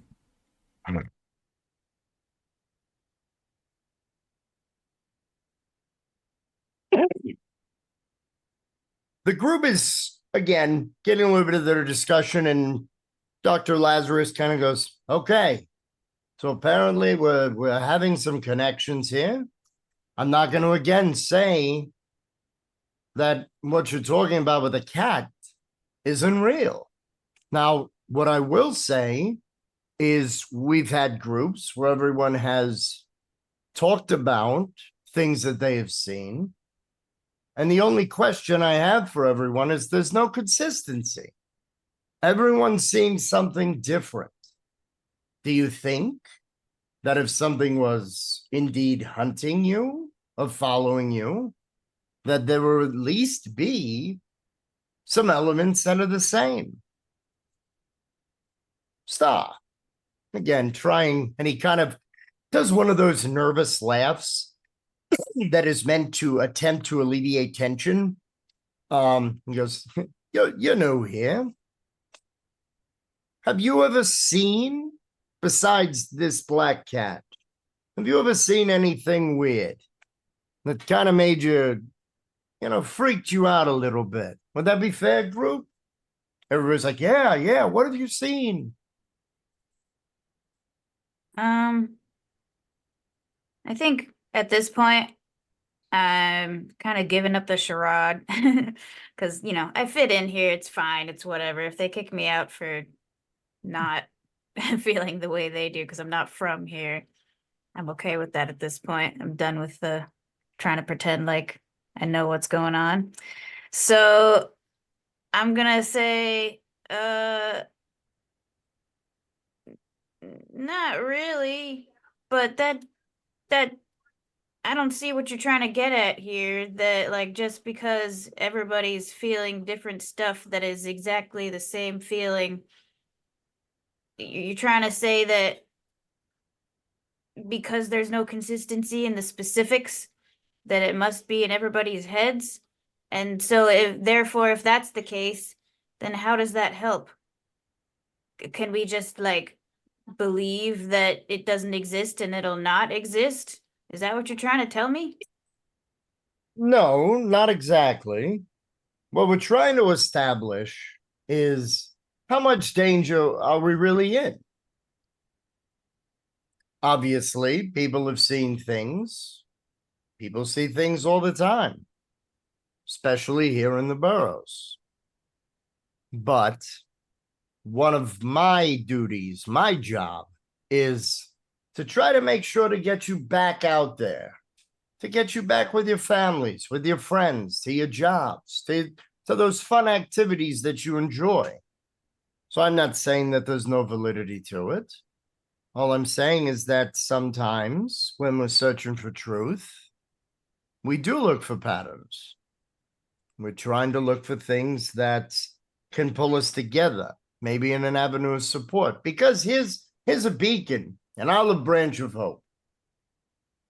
There are a lot of people who, much like you, felt very much the same way. Most people graduated, if you will, from this group, from these encounters, and they were successfully discharged. And none of them had any sort of relapse. They're perfectly fine, living their lives back the way that they were. And I just want that for all of you. I'm not saying don't be careful. Like I said, it's a dangerous place out there. How did they get to the point where they could be discharged? Did you convince them through these therapies that they aren't being targeted by the universe anymore, and therefore they stopped noticing these kinds of phenomena?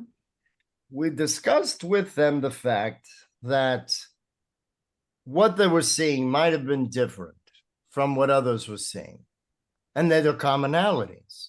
So they bonded over shared experiences. They opened up about what they were going through, and they decided to make a pledge. They grouped up. They decided to protect each other. So if anybody would maybe have a moment where they felt that they were being targeted or being under attack, they found solidarity and unity, and that they were there for each other to watch over each other. And that seemed to be a bit of a panacea for them. It helped them get through it, and I've had no reports of anybody having any, like I said, any kind of relapse. And I'm not saying that you're failing if you're not meeting that kind of zone, right? I'm just saying it's okay to ask ourselves if we're wrong, just as much as we feel it's necessary to verify that we're right. Crazy is a state of mind. Sometimes it's a state I don't want to live in. And that's a choice that sometimes I can make for myself. I guess if it works, huh? And that's what we're all about here. Group is just about over. So we're going to go ahead, take a little bit of break after group. And then we're going to engage on some light play on the lawn. Gonna go out, do some bocce ball, go out, do some badminton, some tennis, maybe some basketball. Physical movement kind of helps. Sounds great. Actually, if you don't mind, Star, I'd love to talk directly with you, being that you're a new patient here. We need to make sure that we get you matriculated, okay? Oh, okay. And he gives like a, very genuine, it's not like a, yes, you matric, it's nothing like that. He's an otter, for crying out loud. He does cute human tricks with his hands. But yeah, he kind of closes group. Cole and Quarters, you guys said that you had left the office by this point, right? After putting everything away. What's that? After putting everything away, yes. Yeah, perfect timing. The group door kind of lets out and everybody just kind of floods out into the hallway. And, the doctor he sees the both of you, goes, well, perfect timing if I've ever seen it. How's everything with my building? It seems fine. You may have a few small hiccups, but don't hesitate to contact us again. As usual, send an invoice to my office. We'll make sure you get paid. And your cousin did very well today. We're going to be talking to her very briefly to make sure that we get her paperwork filled out to make sure to get her in. Actually, if you'd like, you and I can fill her paperwork out and she can go socialize with some of the other members of the group. You know what, Doc? I think that would be great for us to have a private chat, and plus, cousin, like really, I know how much you like being outside. I know how much you like, get an activity. Don't let me stop you from that. I'll take care of it. Don't worry about a thing. I'm just like, I'd rather be playing a rock show than playing bocce. Well, I know you're with those crazy, hip swinging musics, but you gotta get some regular play, It's like we talked about. Okay. I'm just Inside glad quarters to be is apart from this guy. He's freaking me inside quarters is thinking, thank you for playing along. out. All right. So, are you going to go outside to the yard, Star? Yeah, I think I'll chat with my fellow crazies. All right. And quarters, Dr. Lazarus kind of like ushers you to the office. They flash a thumbs up and a smile to the others. Okay. And just walk right into the creepy office that they just left. Sure. Wow, this is a nice office. I am seeing It's it like, for wow. the first time. I have no memories of this place. I have not gone through your carefully organized files. Upgrading, I see. Cole, what are you doing while your comrades are doing their things? I'll follow the group to the yard, and I will do just make work. I'll make it look like I'm busy fixing something, or like checking something, see if it needs fixing, just so I can keep an eye on Star and overhear the conversations. Okay, excellent. So, quarters. You kind of in the office. He goes. So, I have to say, for the first time of group, your cousin did great. She opened up a bit, talked a little about her experience, and I think she's a perfect fit for the group. She has a lot of the feelings and perceptions that the rest of the group does. What can you tell me about this feeling of hers that she's being hunted or pursued? Have you witnessed any strange accidents, occurrences? Do you feel her life is in danger? As the doctor talks to them, quarters kind of that cheerful, sporty demeanor gets covered up by something else, and they give a very professional. Doctor, I am afraid to inform you, but there are some false pretenses that I must clear up before we continue this conversation. Really? Now we're getting to brass tacks. And he kind of like slaps his hand on the desk and goes, hold on. Reaches over into a drawer, pulls out a yellow legal pad and licks the tip of his pencil because, yes, people did that for reasons I don't understand. So let's get honest. It's what I like to do in my line of work. You and I both know that this isn't just some isolated series of paranoia. And Star's experiences are lining up suspicious with word on the street. We both know that this can't go on. We both know you're overworked. We both know this place can't handle the entire city. We need to get to the bottom of this, and my employer has ensured that I will get to the bottom of this. And to do that, I need your help. Your employer? What, do you work for the city? In a sense. The less you know, the better for all of us involved. That I can promise you. My line of work, the less I know, the more dangerous I am. The more dangerous you are? More dangerous anyone is. If I'm trying to help and I don't have as much information as I can, I could do some very serious unintentional damage to a person. You know what? There's this assumption that's made, especially, no offense, by bureaucrats, probably like yourself, that because we receive payment for the kind of work that we do here, that we're in some way ignorant of the human elements. That is patently untrue. Now, there is a problem, and it is a very large problem. I will grant you that.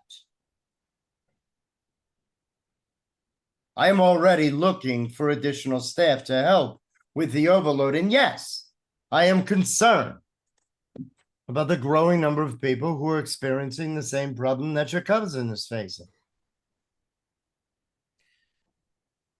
First, I'm going to ignore the insult of being assumed to be a bureaucrat. It's not But an second, insult, it's an accusation, dutifully withdrawn. second, though you're only getting information through a filter from them, what if I were to tell you that this information isn't completely in the mind, so to speak? But in order for me to confirm that and take care of the issue, I need a bit more information. Nothing patient confidentiality breaking, just statistics, if you will. Statistics, And I think we could discuss. statistically speaking, were all of these patients admitting with these symptoms in a reasonable time frame of each other? Or has this been sporadic and just now ramping up? I guess the best way I can describe it, it goes in waves. About 6 months ago, we had a glut of people come in. They were treated, they were released, they went back into their own lives. Then we had a period of quiet, probably about 3 or 4 months. Then about 2 months ago, we had another rise, probably another 30 or 40 people. So it's a little bit more. That was just one group. I already have a lot more people lined up. I'm hiring some other associates. So I would say that if it was ramping up, yeah, I would agree with that as a statistic. It is a concern. Have any of them ever shown physical injuries that could be in line with their reports and not self-inflicted?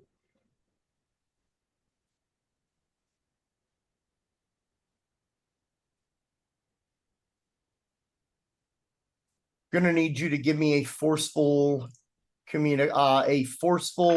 communications role. Counteroffer, since I don't have communication. Well, I guess forceful and subtlety would kind of be. Oh, forceful All right. subtlety will work as well. You're trying to be deceptive in your communication. I'll allow that. Yes. Yes. Can I? So these I have also more like than. the risky business glasses down to be in the subtlety. Very nice. And that gives me. Yeah, and remember your exposure die is now a D8, not a D10. Because your exposure is currently at level 3. That is a whopping 0 successes, despite 2 D8s and a D4. So Okay. the mask is slipping a bit. I admire and appreciate your concern for your cousin, if in fact she is your cousin. Look, I've been doing this job for a long time.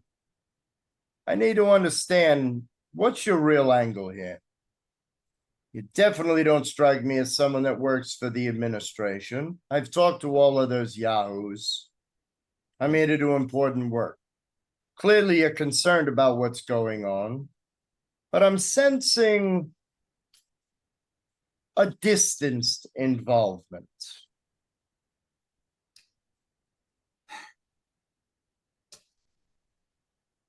I work for an employer who is involved in this city.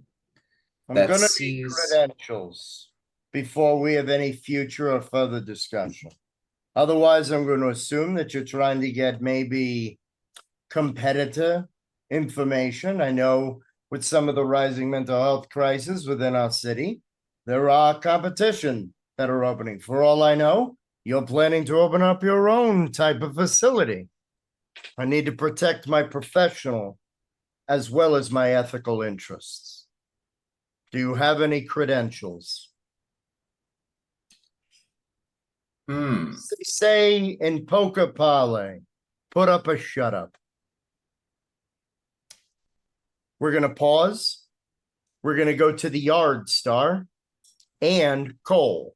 So, Cole, I assume that you're kind of like doing that, like, no, not you, henchman, mysteriously turning wrench, looking like you're actually doing something. Like you're just like, banging every 6 inches on the pipes to make sure, like, you're kind of just doing your thing. Exactly that, yeah. Okay.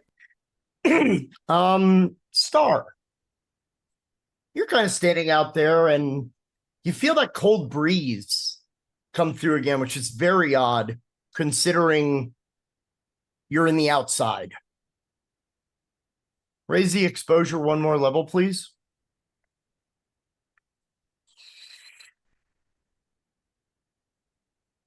A fellow resident, you assume, comes over to speak with you.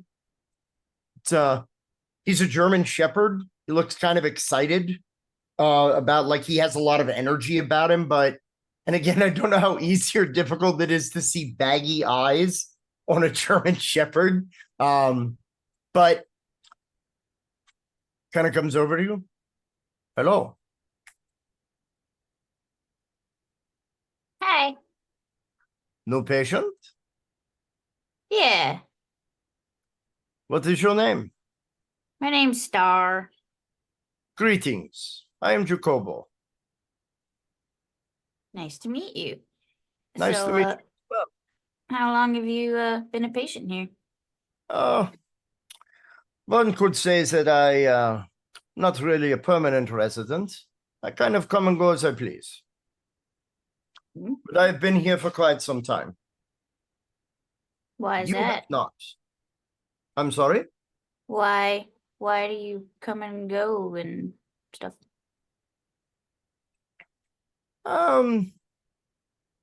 Let's just say my symptoms are not always very critical.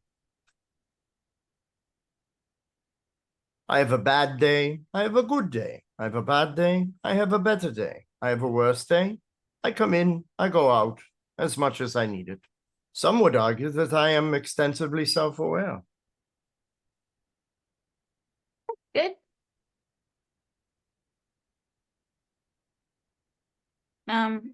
Have you are you affected by the recent paranoia kind of He- symptoms? Openly just like paranoia. You don't believe that rot from Dr. Lazarus, do you? Maybe I do, maybe I don't. Well, what's your take on this? Maybe you seem to could have make take. a very confirmed decision or statement, or maybe you could waffle in the middle of the fence. Maybe I could do either of those things. Well, of course you can. You have options and choices. Do you believe that these people, even yourself, are suffering from a paranoid delusion brought on by gangland warfare? Or do you think there's something deeper? The second thing for sure. And you Tell are me the more. first person that I've come across that seems to feel the same way. Well, let's say that my level of understanding dwells within a certain realm of possibility. What does that mean?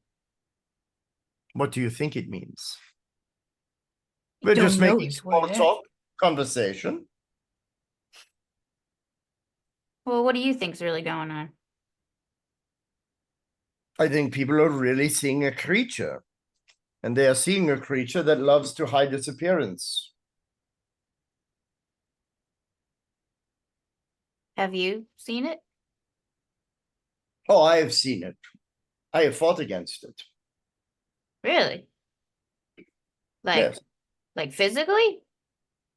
physically, mentally, emotionally. Yes. Holy crap. What do you think it is? Oh, I know what it is. Do tell. I don't know if I can. There are certain things that I believe must be kept secret. What, you don't trust me? I don't know if I should. Is there a I'm a reason? very trustworthy individual. Is that so? Yeah. I like your manner of attire. Thank you. I like yours too. Why, thank you. So come on. Come on, tell me what you think. Come on. My name familiar at all to you?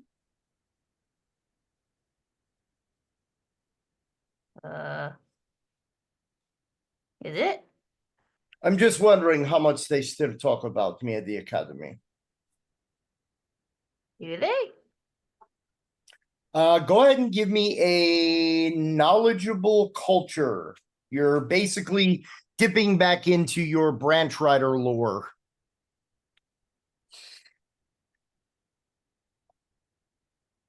And your exposure is currently at a D6, level 4.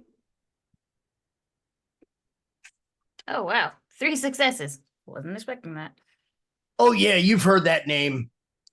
The more he talks, Jacobo is somewhat of a rarity in branch rider lore. He is a renegade branch rider. He did not agree with certain tenets of the code of the branch riders, and he left the service, which is a big no-no.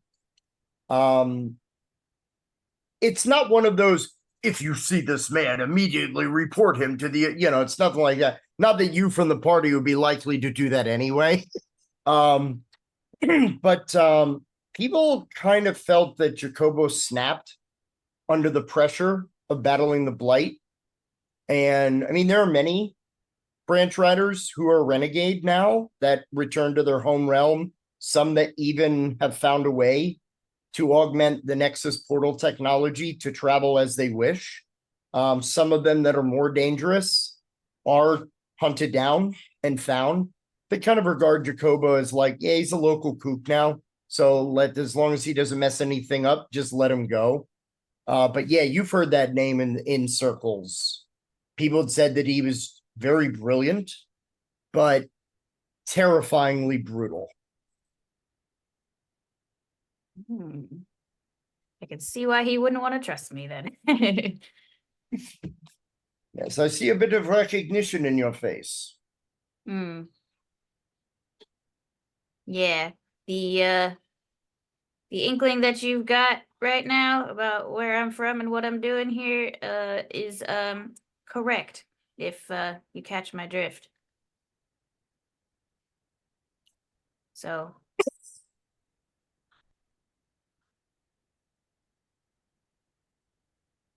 This place is in fact being haunted. I think you are correct. I know I am correct. These people are in danger. What do you think we can do about it? Well, I mean, we really have two options that I think of. One, we need to find the blight that is the source of this emergency, and we take it out, or we put all of these people out of their misery. Yeah, we can't do that. That's bad. Why? You would rather they suffer? No, I'd rather we do the first thing that you said, obviously. Obviously. I suspect that you are not alone. Yeah, I've got comrades.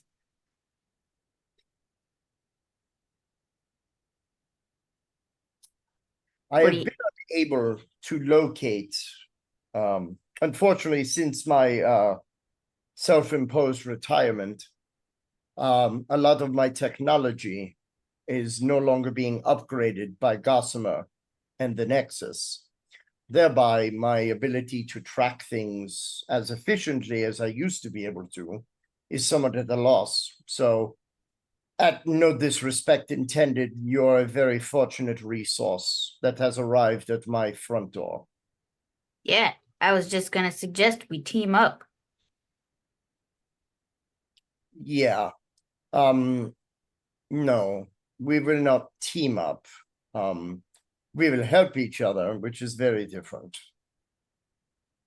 Semantics, my favorite thing. Did you know that if you put an L in the word anger, it turns into angler?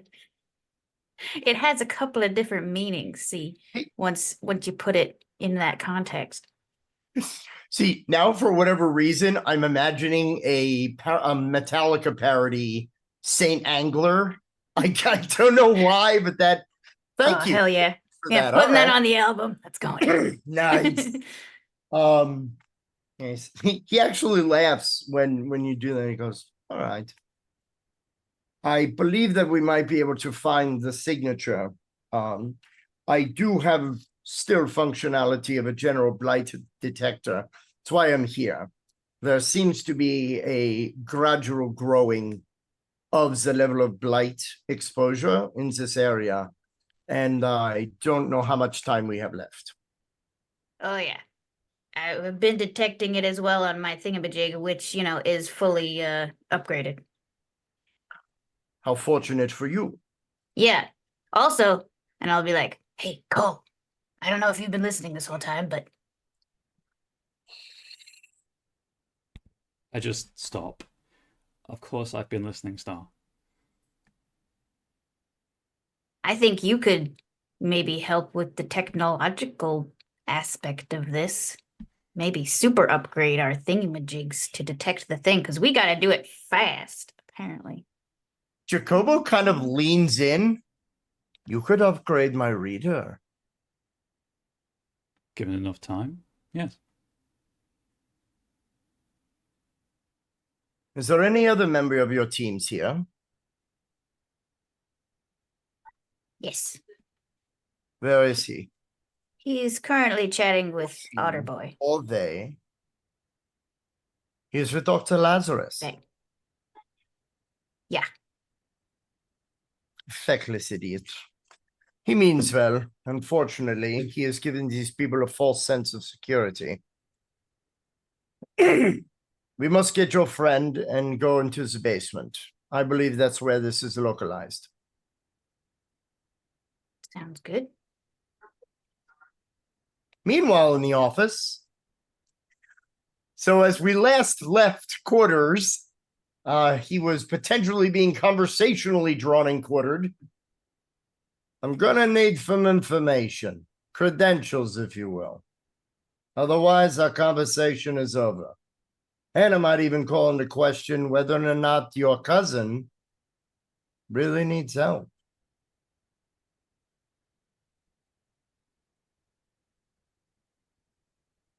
You're Not me muted. forgetting. Yep. Yep. Every time.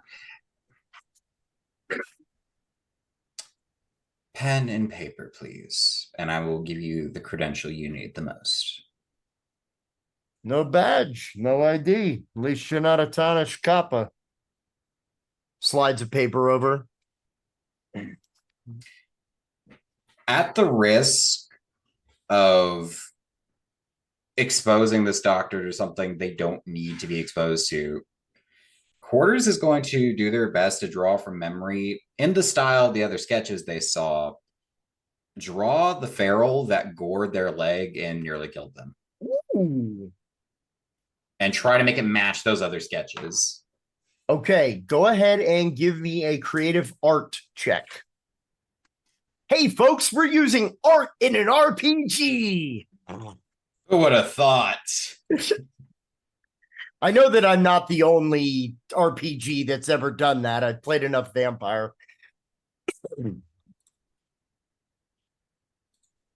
This is the perfect time to talk about the Borderlands. Yes. Yes, folks, if you're enjoying what it is that you see, please remember that late pledges are still available on Kickstarter. Just look for Branch Riders, and you can find tons of links in the Onyx Path Discord to be able to do that, and you will get full access to all sample chapters, including a drop I will be making today on the Nexus itself, which will give you all of the lands to play in, as well as all the rules and sheets that you need to play the game yourself at home. Okay. How was your roll, Quarters? 1. Would you like to succeed at a cost or fail forward? If they get kicked out and risk their cover, then there's probably no chance they get back to this building easily. So they will succeed at a cost. Okay. He grabs the paper and kind of looks over at it. He goes, "This is a very interesting interpretation." Eyewitness interpretation.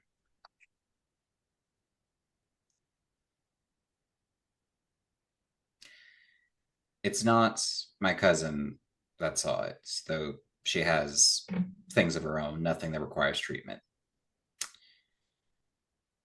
I'm here to find out what it is and put a stop to it before I start jumping at shadows myself. Well, jumping at shadows, especially those on the wall, you succeed in knocking yourself unconscious. Right.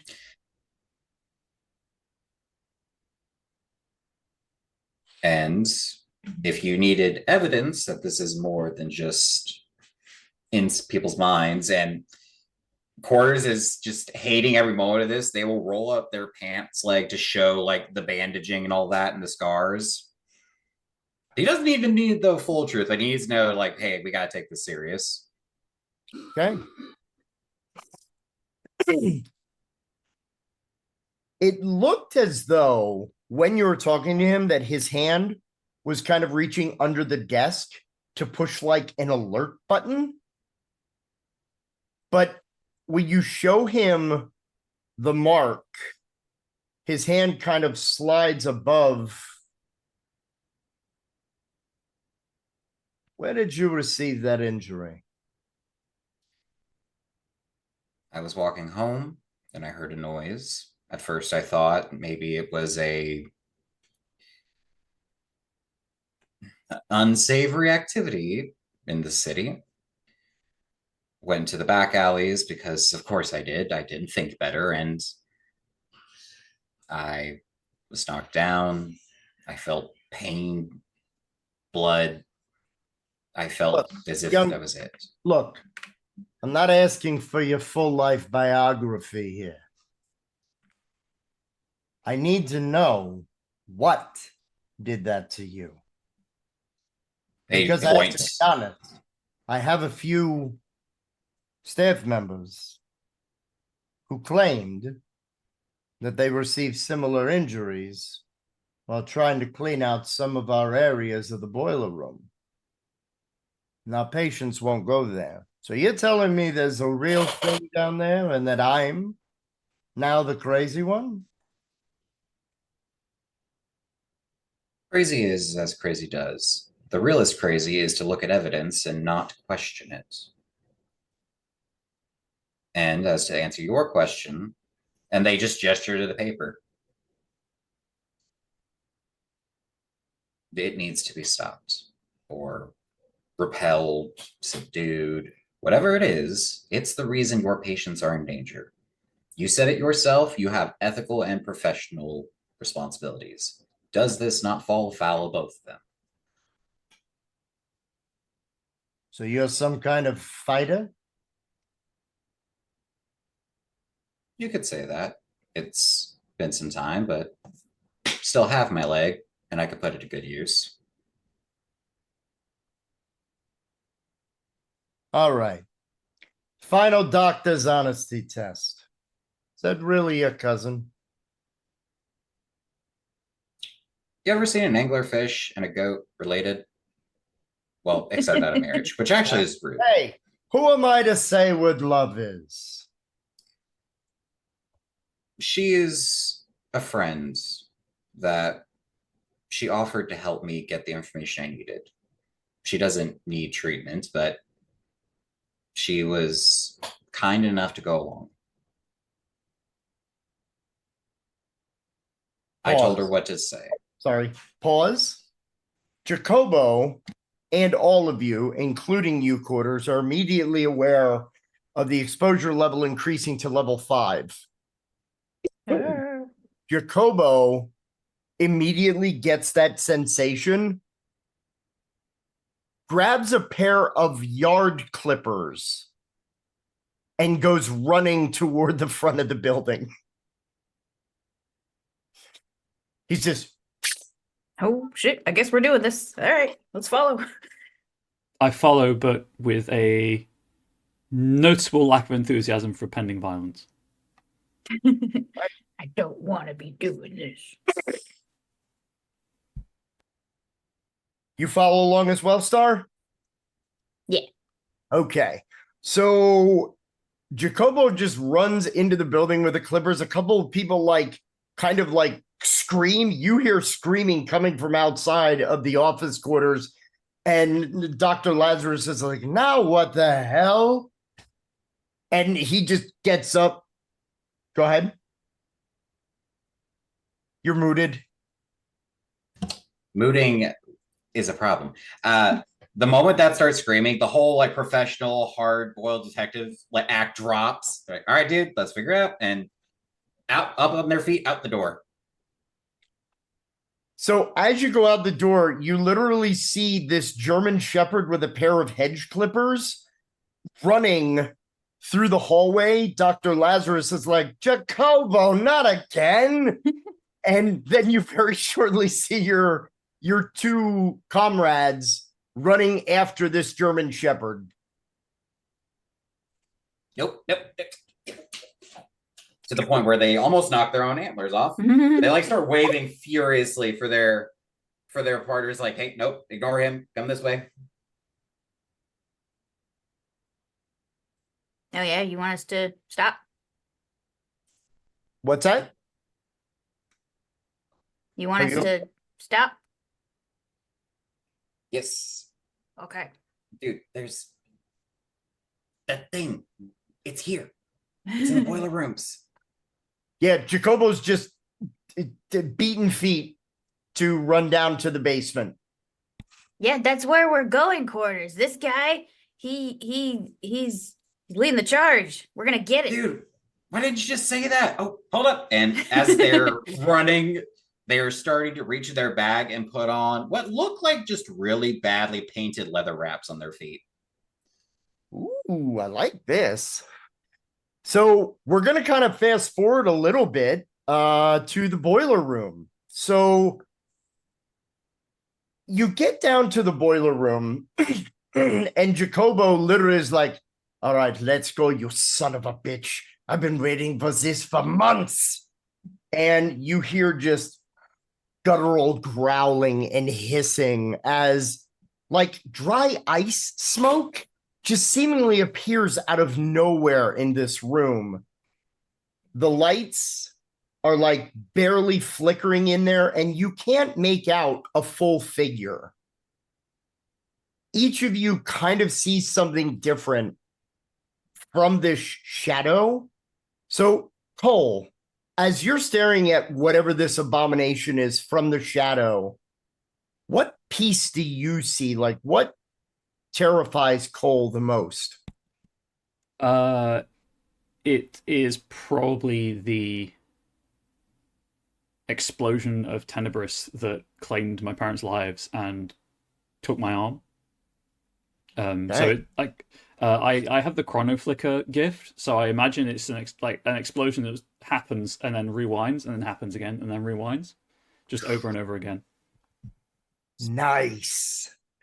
Yeah, you see within this smoky presence, and it's not even seemingly unnatural, it's just a heavy purple haze. This whole thing is enveloped in just purple glow. What about you, Star? Definitely an agent of control. That's kind of an accumulation of all the guys that I've seen that are agents or guards and police and fighters and all those, guys that are part of it. Big uniform, but really scary face, giant gun. You see these gigantic glowing eyes that are just not even, you can't even see pupils, but it's just these giant yellow discs. And even though the face is not clear, you're kind of immediately haunted by the emotionless expression of just zero fucks given on this thing that just immediately throw memory of controller agents just not caring while they arrested your friends and just streamed through at anyone who dared to feel any sort of emotion. What about you, Quarters? They see the teeth. The many, many sharp teeth that they have a very painful memory of feeling on their leg. And we're going to go into combat, folks. Combat in the Branch Rider system is very simple. Just kind of whoever out of the players go first, typically, unless you're in some kind of, oh my gosh, you've been surprised. So you all go, then the bad guy goes, and we kind of continue that way. We don't really roll initiative. So whoever wants to act first, by all means.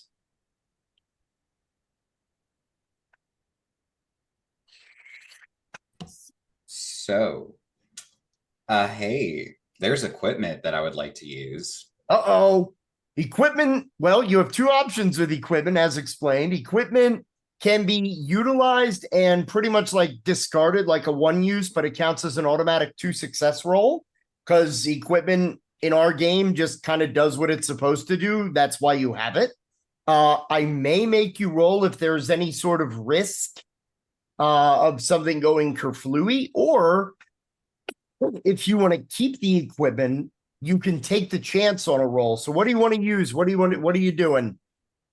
I would like to use the running shoe leather wraps with their retractable cleats to charge forward and just start wailing on this thing with some vicious kicking. All right. So I'm going to ask you to give me do you want to use them automatically or make just a regular roll so you can maintain that nothing gets broken on them or anything like that? In this moment, the adrenaline's kicking. They're not worried about equipment integrity. They're worried about, I want that thing gone. So we will sacrifice them for the automatic. Excellent. So Quarters gears up kind of like at a sprinter start marker, like at the beginning of a race. It's almost like your feet automatically use those cleats as kind of like that placeholder to give you that initial burst of energy. Very similar to like when you went on some milk runs in the rails, and you just dash off from your sprint. You make a leap off the floor, actually using the boiler in the room to kind of careen off of. And as you spin, you immediately eject the cleats that are on the bottom of your wraps, and they just sink right in to the chest of this thing, which just, whatever it is, it's real now, because it lays out such a horrible guttural scream that seems to echo throughout the entire building. Camera shot as we would do kind of like the as the camera like pans back out from the mansion. Yeah, you definitely have cut it. Cole, you see that purple that you're envisioning kind of bleeding from it. What are you doing? I'm immediately turning and trying to seal the door from the inside so that no well-meaning orderly or doctor or heaven forfend patient can interrupt what we're doing here. That is absolutely awesome. How will you be doing that? Are you looking for debris and detritus to do that, or is there a gift that you would like to use for this attempt? I have. I think Kit Bash is probably the easiest than rusting the lock. I'd like to make an impromptu key to just kind of lock it with, and then leave the key in there. Ooh, fantastic! So go ahead and give me a creative plus gift roll. Your exposure die, again, as a reminder, is a D6. One success. One success. Would you like to succeed at a cost or fail forward? I'd like to fail forward, please. Succeed at a cost, please. Succeed at a cost. All right. So you're kind of like with Kit Bash, it's basically you're looking about the environment to find anything possibly useful that you can. You do find some twisted metal that is on the floor that is very easy for you to be able to kind of immediately bend to this. Two unfortunate things happen. One, you secure it in the lock and you twist it to lock the door so that it is closed. Unfortunately, the device that you have created through Kitbash snaps into the lock, permanently locking you in with this monstrosity. File that away. Star. And I'm grateful no one saw me do that. Yep. No, it's all right. I can open it when effective. we're done with my gift. Uh-oh. Here we go. But besides that, I want to use a cool gift because I like to use my guitar to smack things with. And I do have that with me. It's been, digging into my shoulder with the strap this whole time.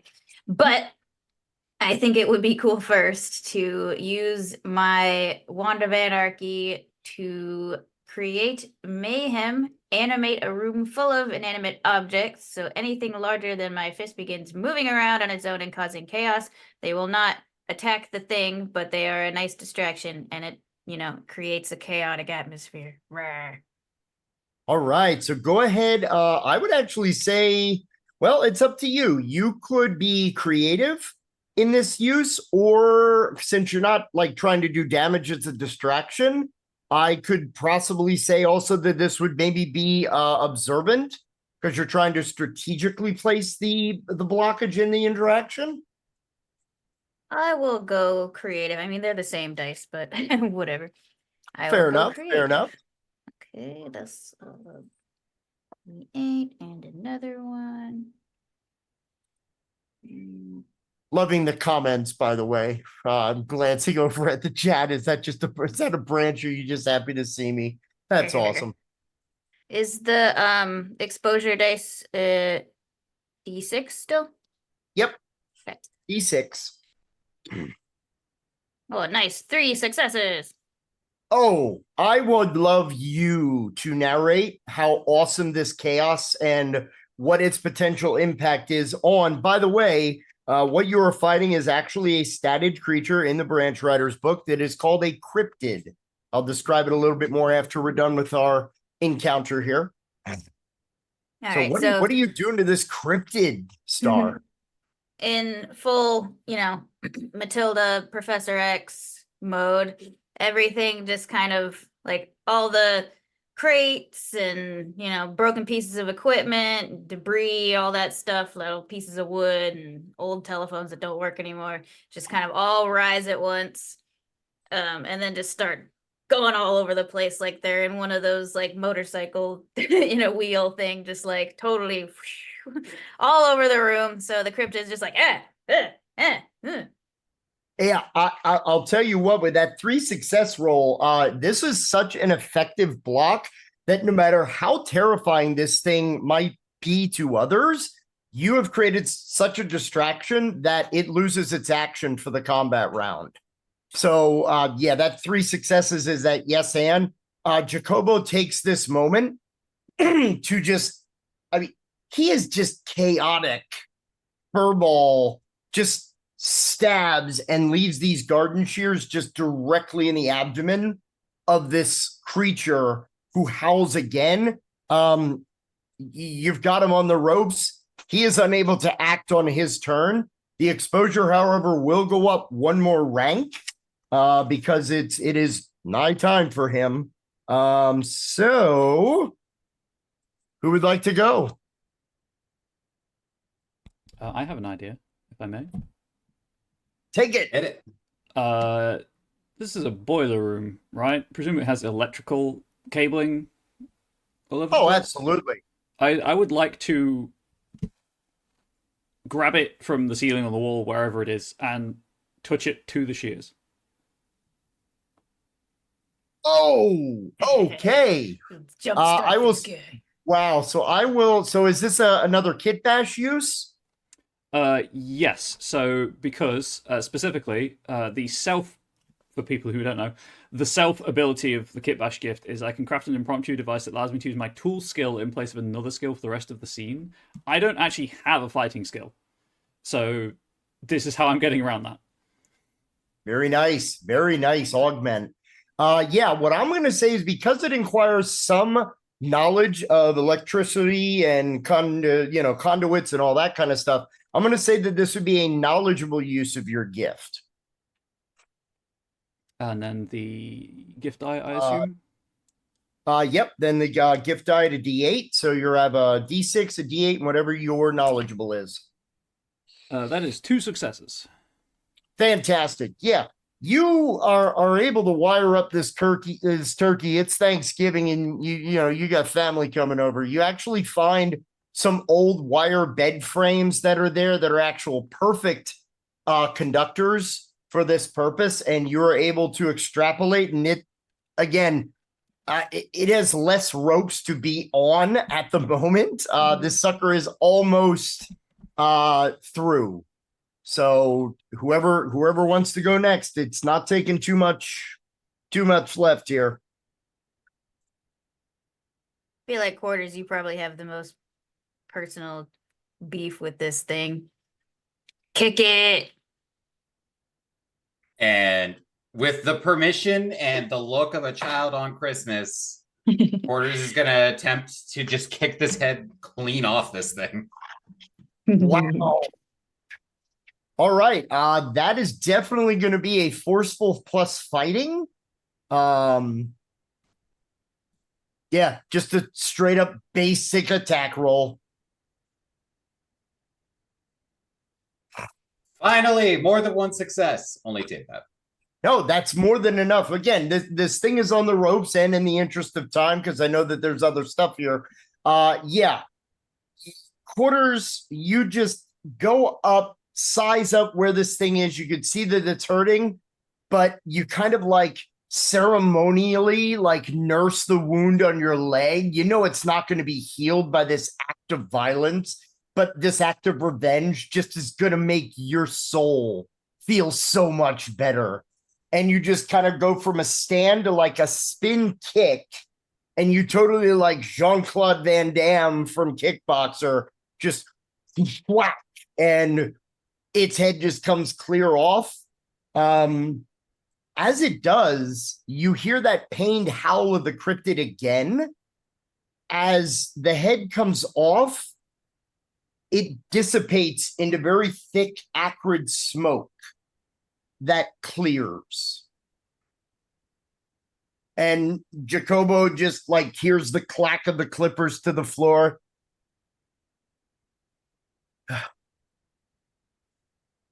Excellent work. Woo! New record.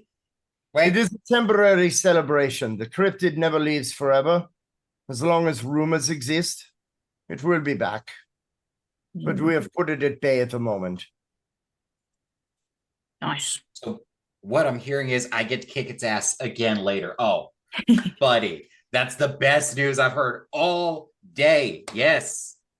He smiles a little bit, and he basically, I'm gonna, before we, if you don't mind, he, as our kind of like to the camera, like kind of end moment, is he just turns to Cole and he pulls his like patient sleeve back to show his old Branch Riders gear, and he goes, I believe I was promised an upgrade. And that's where we will end for this session, if everybody is cool with that. I love cliffhangers. Cheesier the better. Well, first of all, thank you, everybody. I thought that was great. I hope everybody out there enjoyed. And we still have some time left, so I'd like to hear from each player a highlight and a spotlight. This is something that we do around my personal table as well as in our groups. Highlight is a moment that your character had that you thought was amazing. And a spotlight is a shout out to somebody else at the table who you think really added to your experience of the game. Story beats as well. So who would like to start with a highlight and a spotlight? Well, that's awkward. Nerds don't like praising themselves. Yeah, it's like, Oh, "Aw." don't worry. I am more than happy to be egotistic now. I would say highlight getting to basically kickbox a smoke demon of the creature that gored me was amazing. But spotlight would have to go to Star for the punk rock Matilda special, which I need to have in every tabletop in some form or fashion now. Nice, very nice. And actually, the spotlight will then kind of throw over to Star. What are your highlight and spotlight for this session? I was pretty proud of myself for getting into the group meeting and kind of speaking my piece and stuff and all that. Yeah, that was good. And let's see. I mean, yeah, the looking through the drawers and stuff in the office and finding out exactly what they wanted to figure out. I really liked that part as well for the other two. Especially, yeah, with Quarters kind of building up the story, like little by little, putting it together. Very nice. Nice.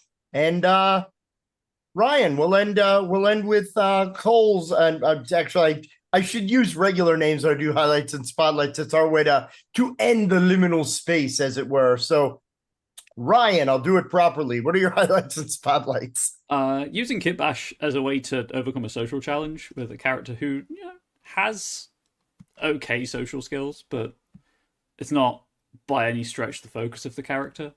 And then Spotlight being the gradually increasingly tense conversation between Quarters and Dr. Lazarus. Nice. Yeah, I have to say, as your game master or branch master, I don't know how we missed that opportunity, but yeah, I have to say, I mean, excellent play. Normally, a lot of people because I know I'm in the right family here in the Onyx Path universe. When it's like, wow, so you had like a 10-minute combat encounter for like a 3-hour show, and I could tell. I mean, we had a pretty steady crowd, and I think you were all enjoying it. I loved the way everyone dove into the characters, like Star, Bliss, the way that you like kept that fire and fury of your experience from the party, even though you're on a mission. Like, I love that, like when you're too deep undercover, but you can't forget who you are. Like, absolutely love that. I also have to agree with Ryan. Minty, the increasingly dramatic conversation with Dr. Lazarus, I was like, oh my God, this is so tasty. Like, I love that kind of, you know what I mean? And I will say, Ryan, again, you are the veteran. You are kind of the branch rider emeritus, as it were. You played this game the most out of anyone here. But just the creativity that you dove in of the variable uses of gifts, as well as just, I love how you're like, hey, I'm just dude in the back, just like checking on the HDAC, man. Pay no attention to this man back here. Yeah, it was excellent. I rap meeting is usually like, what did you all think about the story and the adventure that I cooked up for you today? I enjoyed it. I enjoyed every moment. Yeah, very cool. Excellent. Yeah, I mean, I guess it's kind of the point of this here. I know, again, I said it during the broadcast a couple of times, but just as two kind of end plugs for me, before everyone giving their social meets and deets and all that stuff, please, if you have enjoyed the actual play today, the Branch Riders late pledges, it is still going to be available probably for the next couple of months. It is a PDF Kickstarter fulfillment with the option of a coupon for a POD if you like having a book in your hands, like Grandpa Gamer here. So please just go to Kickstarter, look for Branch Riders, 2 words, you can find it. It is only $25 for the PDF buy. Not only does it support the wonderful game, but also a lot of what we eventually hope to make out of this game will go to help the Bodana Group, its mission and vision, which also, thank you for anyone who would like to financially support us this weekend. We are the charity of benefit for Onyx Path Virtual Gaming Convention. So thank you for all of that help, all of that supports. You can find us on the Bodhana Group at Gmail. Email us at thebodhanagroup@gmail.com. Thebodhanagroup.org is our main website. You can find me, Bodhana Jack, or the Bodhana Group on Blue Sky, Facebook, or Instagram.